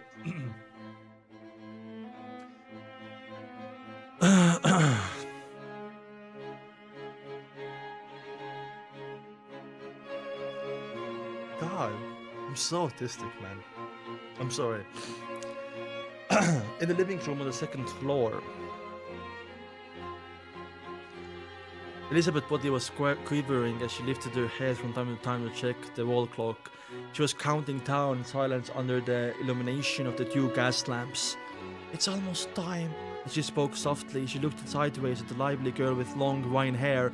Her dimples were deep, her smile was bright. She gossiped well with all her friends around her. The more everything looked normal, the more terrified Elizabeth felt. The cold and terrified Selena in the mirror seemed to be in her head, and she could wipe the image away. I can't wait anymore. I have to take action now. Elizabeth suddenly stood up before everyone's shocked gazes. She smiled and stuttered. Selena, I have a surprise for you. Follow me out for a bit. Really? Didn't you give me a birthday present already? Selena flipped the mirror their way and stood up in surprise. A surprise will not have any signs. Elizabeth felt that she had no talent in acting at all. Without saying another word, she walked towards the bedroom door first. Selena followed behind her with a confused smile. Melissa looked at her two best friends leaving and unconsciously knitted her eyebrows. Elizabeth's acting so strange today. She started acting even stranger after she met Klein. She only ran out earlier and said that she needed to use the bathroom, but why did she look so anxious? Selena's bedroom entrance. Right kick loop. Okay.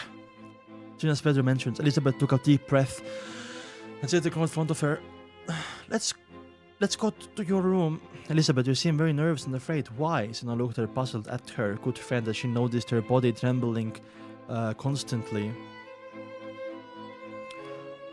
Excitement. Yes, excitement. Elizabeth shot a glance at her mirror in Selena's hand as she turned half her body around to knock on the door with a long knock followed by two short successive ones.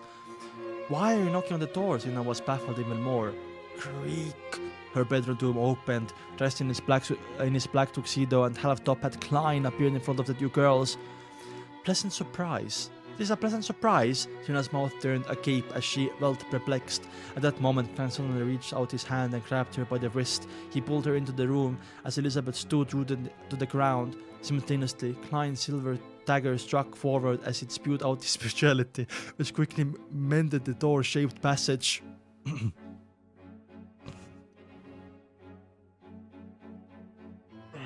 The invisible spiritually fall sealed off the room, insulating Selena's screams within.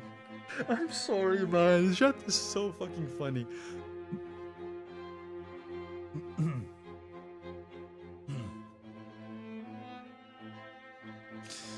Bang! Klein suddenly closed the door and without even looking at Selena, he rushed to the desk.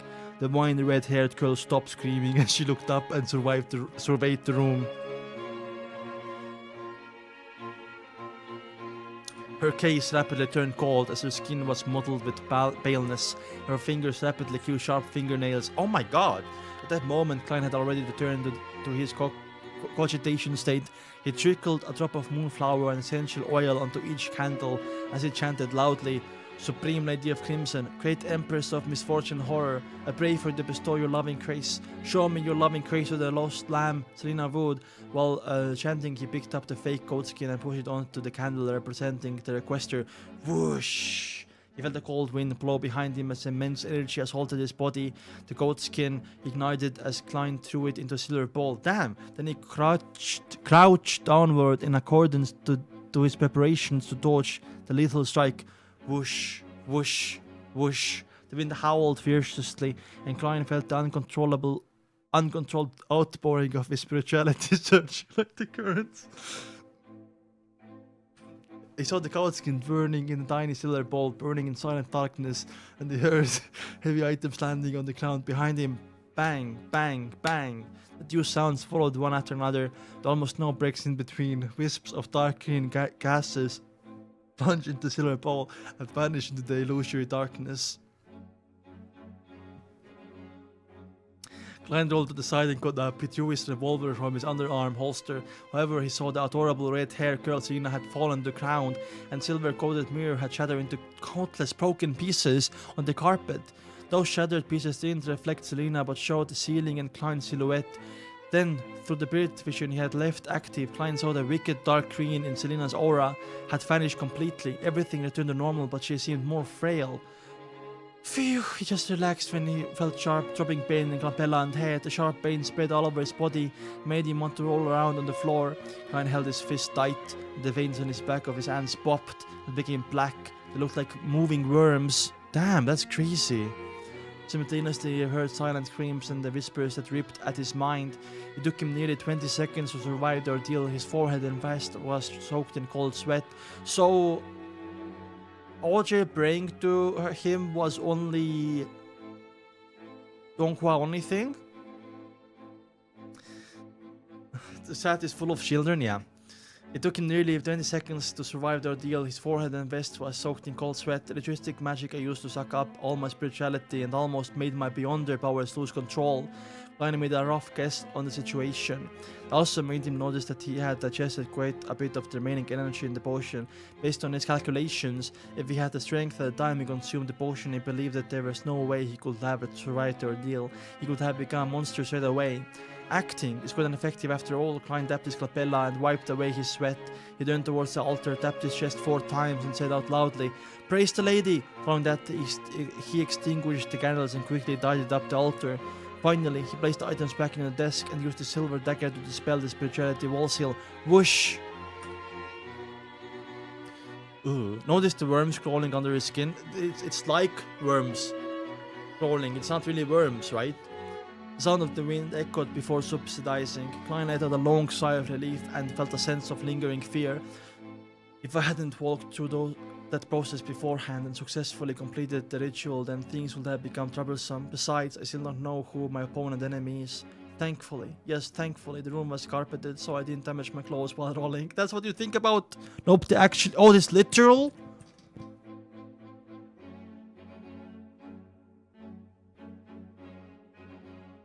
Oh shit. No. How do I close this?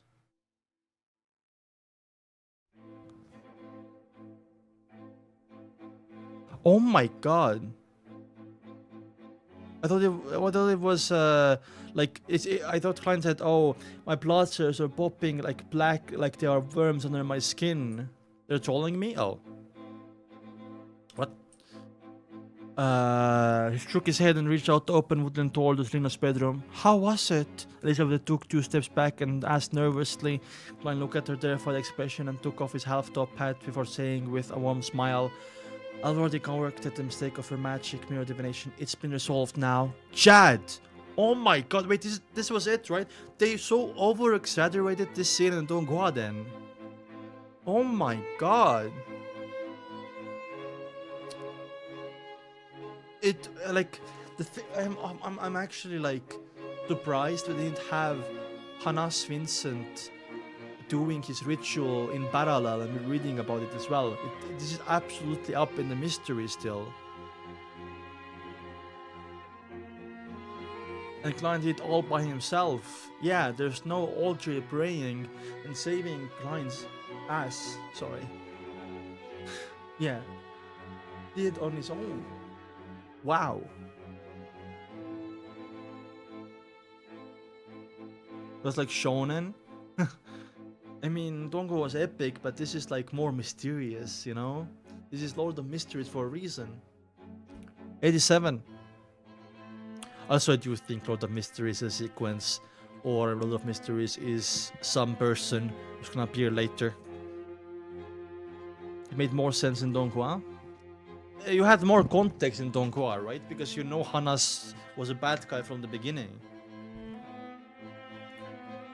Has it really been resolved, Elizabeth? Has it really been resolved? Elizabeth asked in disbelief. Klein smiled and nodded casually. Yes.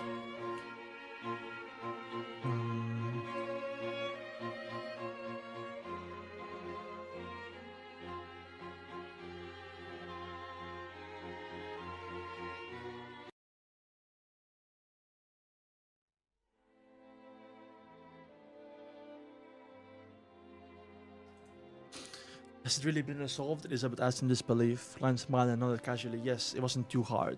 The last part was a lie, he added inadvertently. Perhaps it was the fact that Klein had been calm and collected all this time, or perhaps he was her only ray of hope. Either way, Elizabeth didn't doubt him anymore. She patted her chest and heaved a sigh of relief. Thank you, you are truly a trustworthy gentleman. I was scared senseless just now.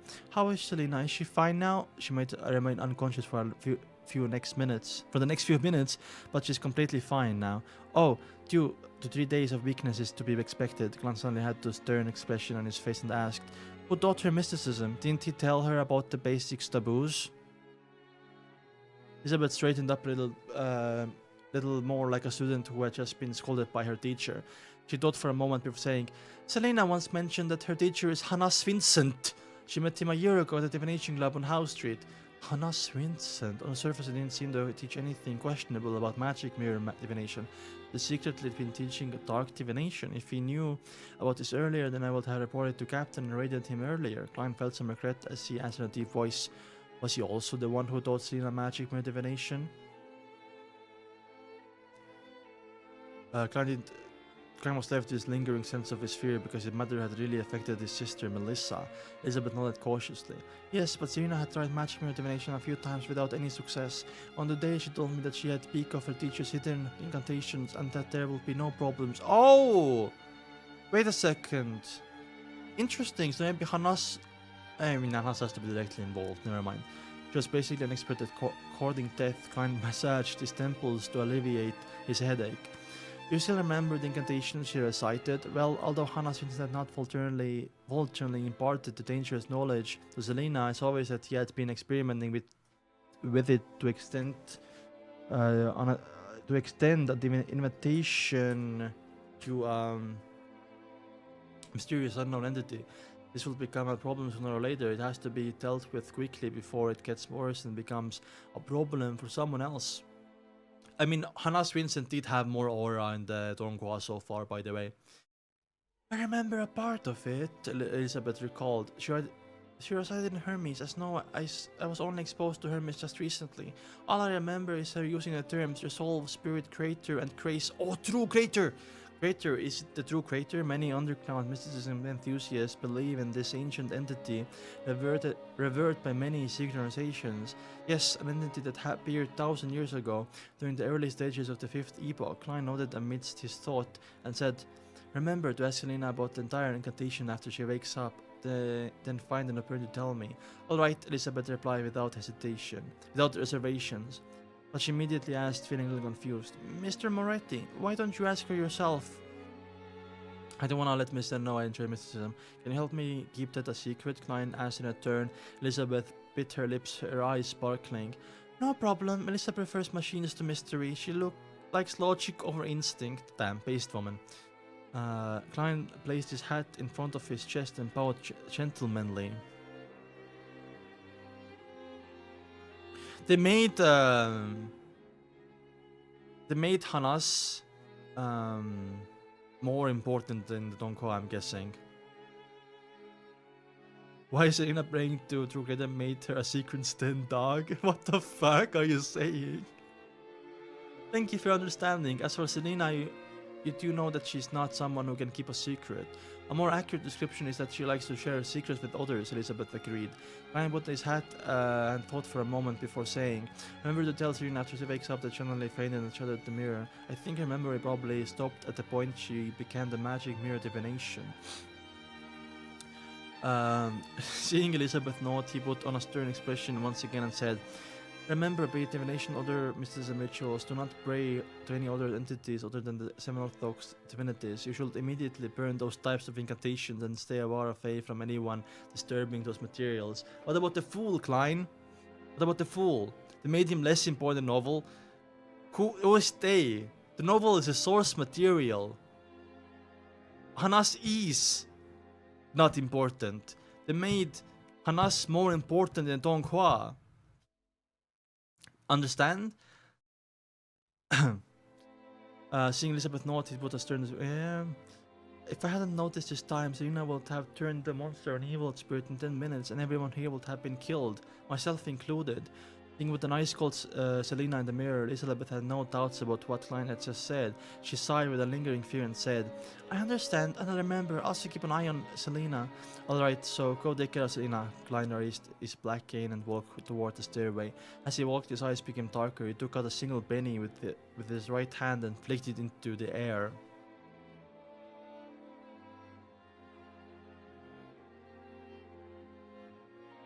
Selena's alright now. Selena's alright now. Klein quickly repeated the description, then he caught a falling coin. He saw George Tree's face facing upward.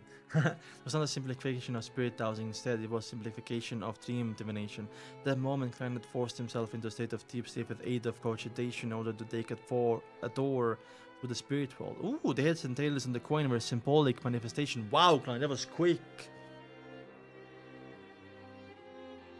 Is there lag? Or am I also lagging? No, there is no lag. I quickly repeated the description, then got the falling coin. He saw, yeah. Heads represented affirmation, while tails enticed dissent. Great, everything is fine now. Damn, good job, Klein. Klein twirled a bronze coin with his fingers happily. That was simplification only a seer could accomplish. Elizabeth was staring at Klein's back and saw the flying coin before he caught it. Once Klein vanished down the staircase, did she turn to enter the bedroom, she saw Selena sleep on the floor with shattered pieces of the mirror beside her. She held her breath and tiptoed into the room. As she looked at the fragments of the mirror, she made sure that the ice-cold Selena was no longer present. Instead, the fragments were reflecting the ceiling. Phew! With a complete ease, Melissa gave a long sigh of relief. Despite her effort, she couldn't move Selena to the bed. Instead, she nudged her awake. Elizabeth, what happened to me? Did I get drunk? Selena asked weakly, the glow in her eyes having turned considerably dull, while her eyes were filled with confusion. Elizabeth thought for a moment and replied with serious tone. No, Selena, something happened to you. Your magic mirror divination invited a malicious entity. Is that so? Selena weakly made her way to the bed with Elizabeth's help. She rubbed her temple as she said, all I remember is when I started the magic mirror divination, Elizabeth told a half-truth. You're a completely different person during the ritual. The you in the mirror was completely different from you in real life. It was very scared. Using the excuse of giving you a surprise, I brought you into the bathroom before I snatched your mirror and shattered it onto the carpet. After that, you fainted. Damn, W Elizabeth, by the way. Damn, let's go. Bless the goddess. You're okay now. I don't remember anything, Selena muttered, her face pale. The more Selena tried to remember, the emptier her mind became, then the more afraid she felt. Subconsciously, she glanced at her desk and noticed that the placement of items was clearly different. Just what happened exactly? Selena tried hard to remember, but she could only faintly remember a man in black suit and hat. He was not strong or tall, but he had a straight back. Selena, Elizabeth said seriously, I met a mysticism expert when I went to the underground market to purchase the amulet. He said that we should pray to any entity other than the seven orthodox. We should not pray to any entity other than the seven orthodox divinities. Otherwise, we could be sure to invite disaster. Promise me, don't try this anymore. I don't even know if what I could save you just now. Lena was scared senseless. She nodded in daze. No more. I'll never try this again. And just what did the incantations of your mysticism mean? If I have the chance to meet the mysticism expert again, I will ask him for you, Elizabeth asked, feigning nonchalance. Selena rubbed her temple and said, Spirit that revolves this world, the grace of the true creator, the eyes that look at fate, the true creator. Wow. Hello, Livon, how are you? Wait. Tap. Klein smoothed the creases and patted the dust off his clothes as he walked down the stairs. After that, he took off his hat and returned slowly to the long dining table. Where did you go? It's been nearly 10 minutes, Selena's brother Chris asked as he folded his hand. Klein smiled and replied, The 10 minutes only passed, by the way. Wow. Where did you go? It has been 10 minutes, Selena brother. Yeah. Klein's mother replied, to the bathroom, then upstairs to acquaint myself with the ladies. Appreciate your honesty, Chris praised in laughter. He had the red hair and short build that ran in their family. He wore a gold-framed glasses, so Chris is a short king. Had a quiet personality. He was an expectational lawyer. You won't say that if you knew that I had knocked your sister unconscious upstairs, Klein replied humbly. They were merely engaging in academic discussion in the area of mysticism. He put down his hat and turned into his seat. He received 2 cards as the new round started. Oh, poker, let's go. Playing up the corner in his cards, he saw the king of spades and the ace of diamonds. He has AK. He has ace of... they're not suited though, so he has to play this carefully. Looks like I became lucky with this payback for doing a good deed. Klein took out a coin in preparation to place his bet. Since Hanasti intentionally revealed the incantation to Selena, there is no need for him to urgently report this to Captain. He continued to cautious playstyle in the following rounds, only betting when he had a good hand. Didn't take any chances to bluff and didn't win much. When the game ended at 10:30, he had won 6 pence. Let's go, W! 1 second.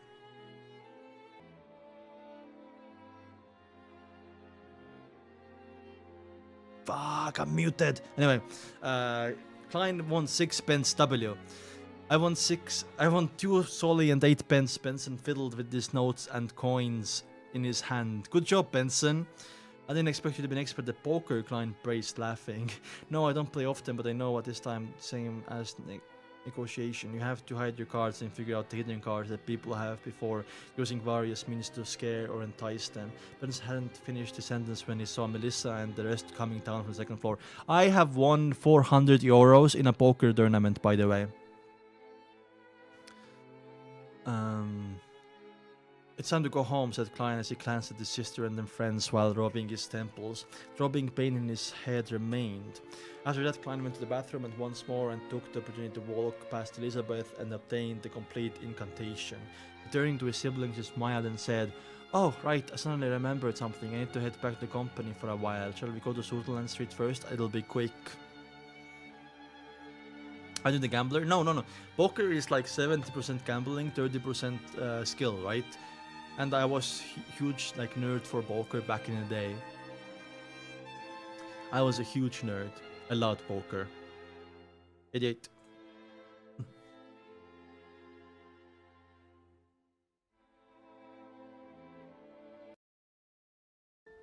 What is it? Benson asked casually. You're right, username. Melissa looked at her brother with a serious expression because she felt that Klein's behavior tonight was strange, as well. In fact, it only looked slightly more normal than Elizabeth's behavior and later Selena's. So, Melissa is sussing out. Klein chuckled as he had long thought of an excuse and said, "There was a mistake in one of the document descriptions and I already informed my colleagues that I would hand it over to them when I arrive early at the company tomorrow morning. So I can either amend it now since it's on the way or wake up at least half an hour earlier tomorrow morning. No doubt I've chosen to do the former." So also, I wonder how far will Klein get away with lying, by the way. No wonder. I had nagging feeling that your mind wasn't in the game, so you were actually thinking about work. Benson smiled, suddenly enlightened. No, I apologize. I should say the card game helped you think. Oh my god, Benson with the assist. Alright, we shall wait for you. Melissa looked away and smoothed out the ruffles of her encageties. This is the French word for the thing. Yeah. This is encageties. I don't know how to pronounce it, but yeah, this thing here. As it was past operation time for both track and trackless public carriages, the three siblings bid their host farewell before hiring a carriage nearby. It cost 2 solely for a 45-minute ride. That's expensive. I've heard that every carriage driver that rents out their own carriage adds ridiculous fees. Spencer complained in a low voice. He had used most of the money that he won earlier to pay the driver. Klein smiled and replied, "I think it's very acceptable. After all, it's almost 11 o'clock. I was just joking. I thought that we could actually share the carriage with other requests. 45 minutes can take us many places." Benson looked out the window and the other people who were hiring carriages one after another. "I know, ride sharing." Klein rubbed the top of his silver inlaid walking stick and said, "I don't have a problem with that, but the other customers might." Benson did not notice that they care out about your image and at looking respectable. Damn, aristocrats, kinda.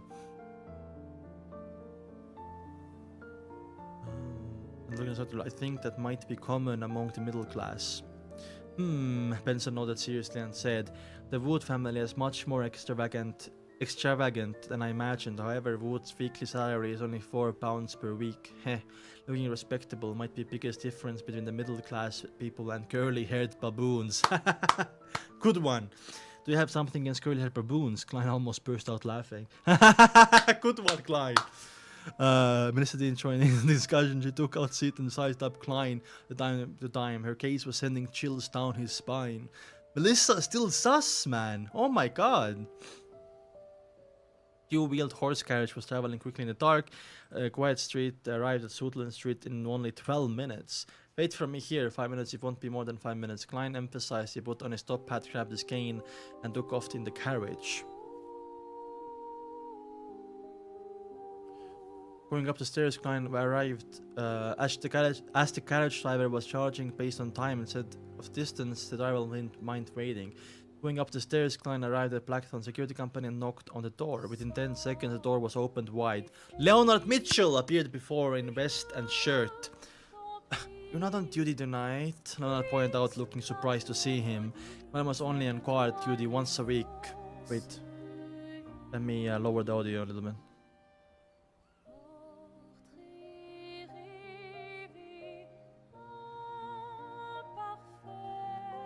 Here we go. Bye, Unc.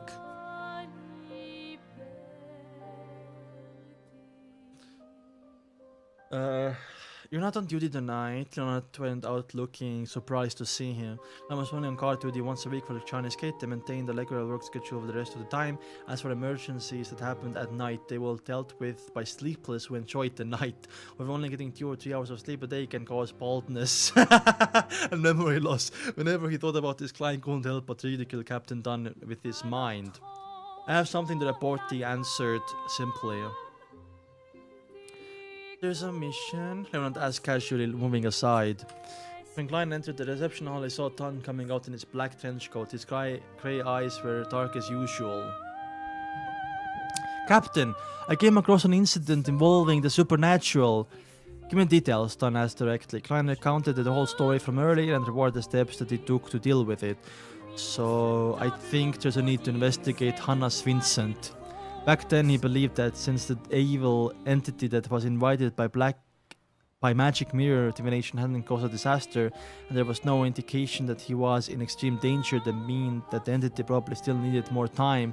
He didn't want to awaken or process Selena ahead of time. Therefore, as long as the goals were not exposed, the evil entity chose to observe the situation. Under such circumstances, it wasn't hard for Elizabeth to trick Selena to head to the entrance of the bedroom. Interesting. You've done well. You seized the opportunity before the evil spirit fully materialized to possess her body completely. Dunn lifted his head lightly and said, "Let us take care of the follow-up investigations. You can return home to rest." Interesting. Klein heaved a sigh of relief and chortled. I thought you would make this my intention mission and make me complete it alone. From the incantation that Elizabeth provided him, Hannah's Vincent was certainly dangerous. Oh my god, imagine! That's because there's already an initiation mission for you. That's because there's already an initiation mission for you. The Leonard. Desultory, Leonard chuckled by the side. What? Klein was shocked. Dunn smirked and explained with this soothing voice. At around 7 tonight, the police station referred us to a case. From our initial assessment, there doesn't seem to be any danger or urgency. So it was decided that you would complete it on your own tomorrow. Okay, interesting. Alright, don't ask about the case. Rest well tonight and move your day off to Tuesday or Wednesday. Captain, doing that only affects my sleep. Plus, Monday afternoon, it's when tarot gatherings take place.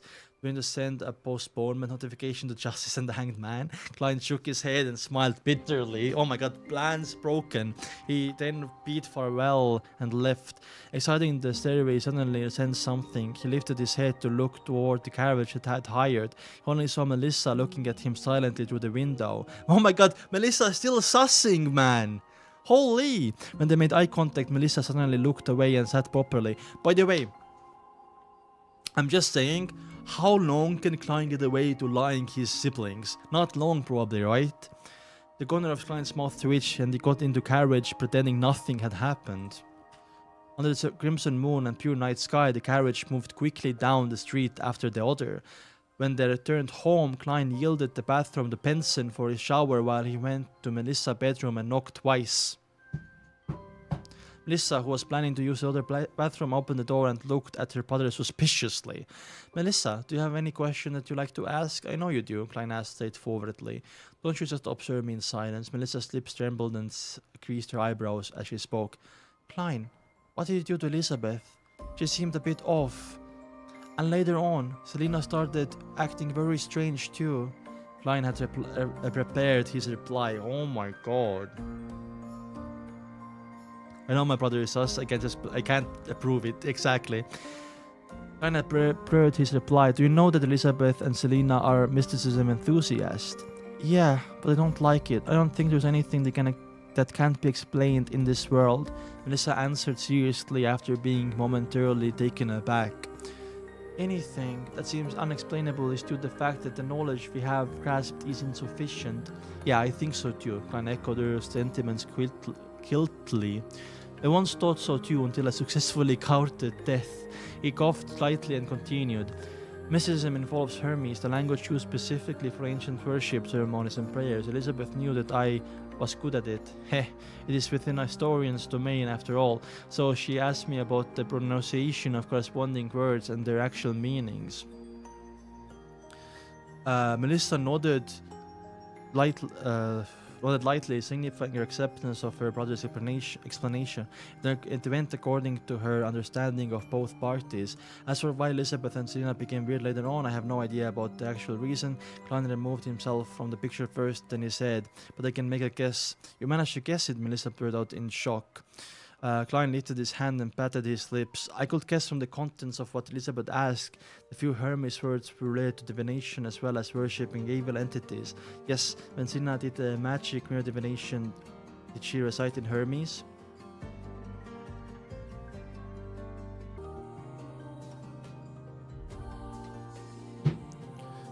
I forgot the one. It's where? What are you guys talking about? Poor Klein? Yeah. What is like? Anyway, he proactively brought up that in order to remind his sister to keep guard up against similar situations, it would be even better if she could cut off contact with Selena and Elizabeth. "Yes," Melissa replied after a delay. I think I understand why Elizabeth and Selena were acting strange." Damn, dude. Klein is a professional gaslighter at this point. I feel really bad that Benson and Melissa have to go through this, but it's not really Klein's fault. He can't talk about his job, clearly. He can't talk about Beyonders. Then Klein asked deliberately, as Selena's magic mirror divination evolved, a wicked, illegal belief, perhaps Elizabeth found an opportunity to criticize and correct Selena's mistake after she clarified with me the actual meaning of the Hermes that Selena had used. I think so. Melissa didn't doubt this conclusion because she had made the same deduction herself. Klein let out a breath of relief upon seeing that he had successfully directed the flow of the conversation. In the future, it's best if you advise Selena to put her beliefs in the orthodox.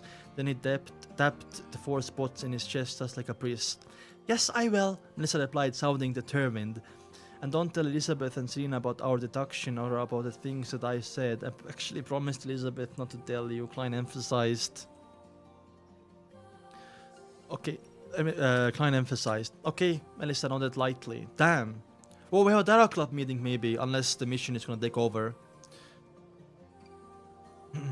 By the way, do you like this new beard style? I wanna grow out my mustache more and keep a stubble. What do you guys think? Yes or no? Anyway. Okay, Melissa nodded slightly. On Monday morning at 8, the Blackthorn Security Company. Klein took off his hat and greeted Roseanne and Brett. I love Roseanne. After exchanging a few words, he entered Captain Dunn Smith's office. He pushed the door open, looked around. He suddenly had a shock because Dunn's face was pretty pale. What? And his grey eyes looked clouded without their usual darkness. What happened? Hannah Swinston? Klein asked in concern and shock. Dunn rubbed his forehead, took a sip of coffee and replied with a bitter smile. Hannah Vincent is dead. Who killed ahead of time? Who killed him ahead of time? Klein said before Don with his cane in his hand. Ooh, it was said. It was Oracle said. Whatever.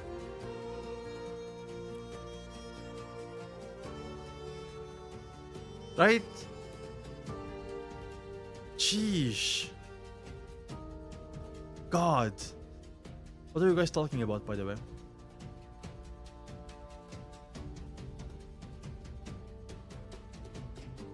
Nice username.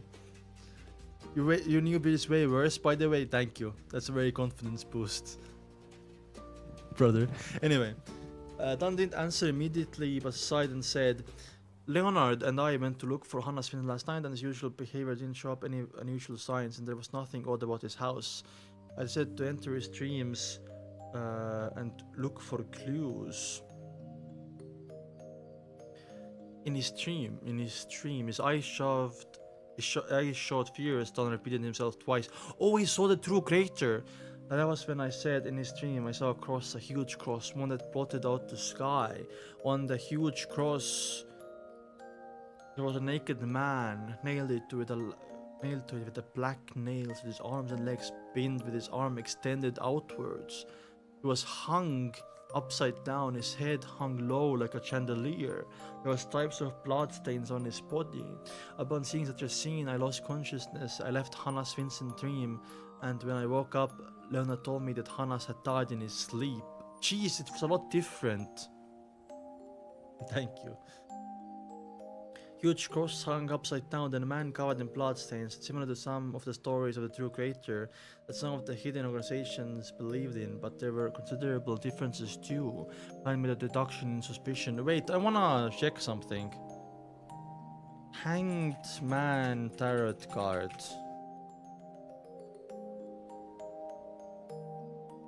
Isn't... oh, it's not a cross. Yeah, this is not a cross. But he is hanging. Okay. For some reason I remember like a cross. I thought maybe the true creator has a connection to the hanged man, but probably not.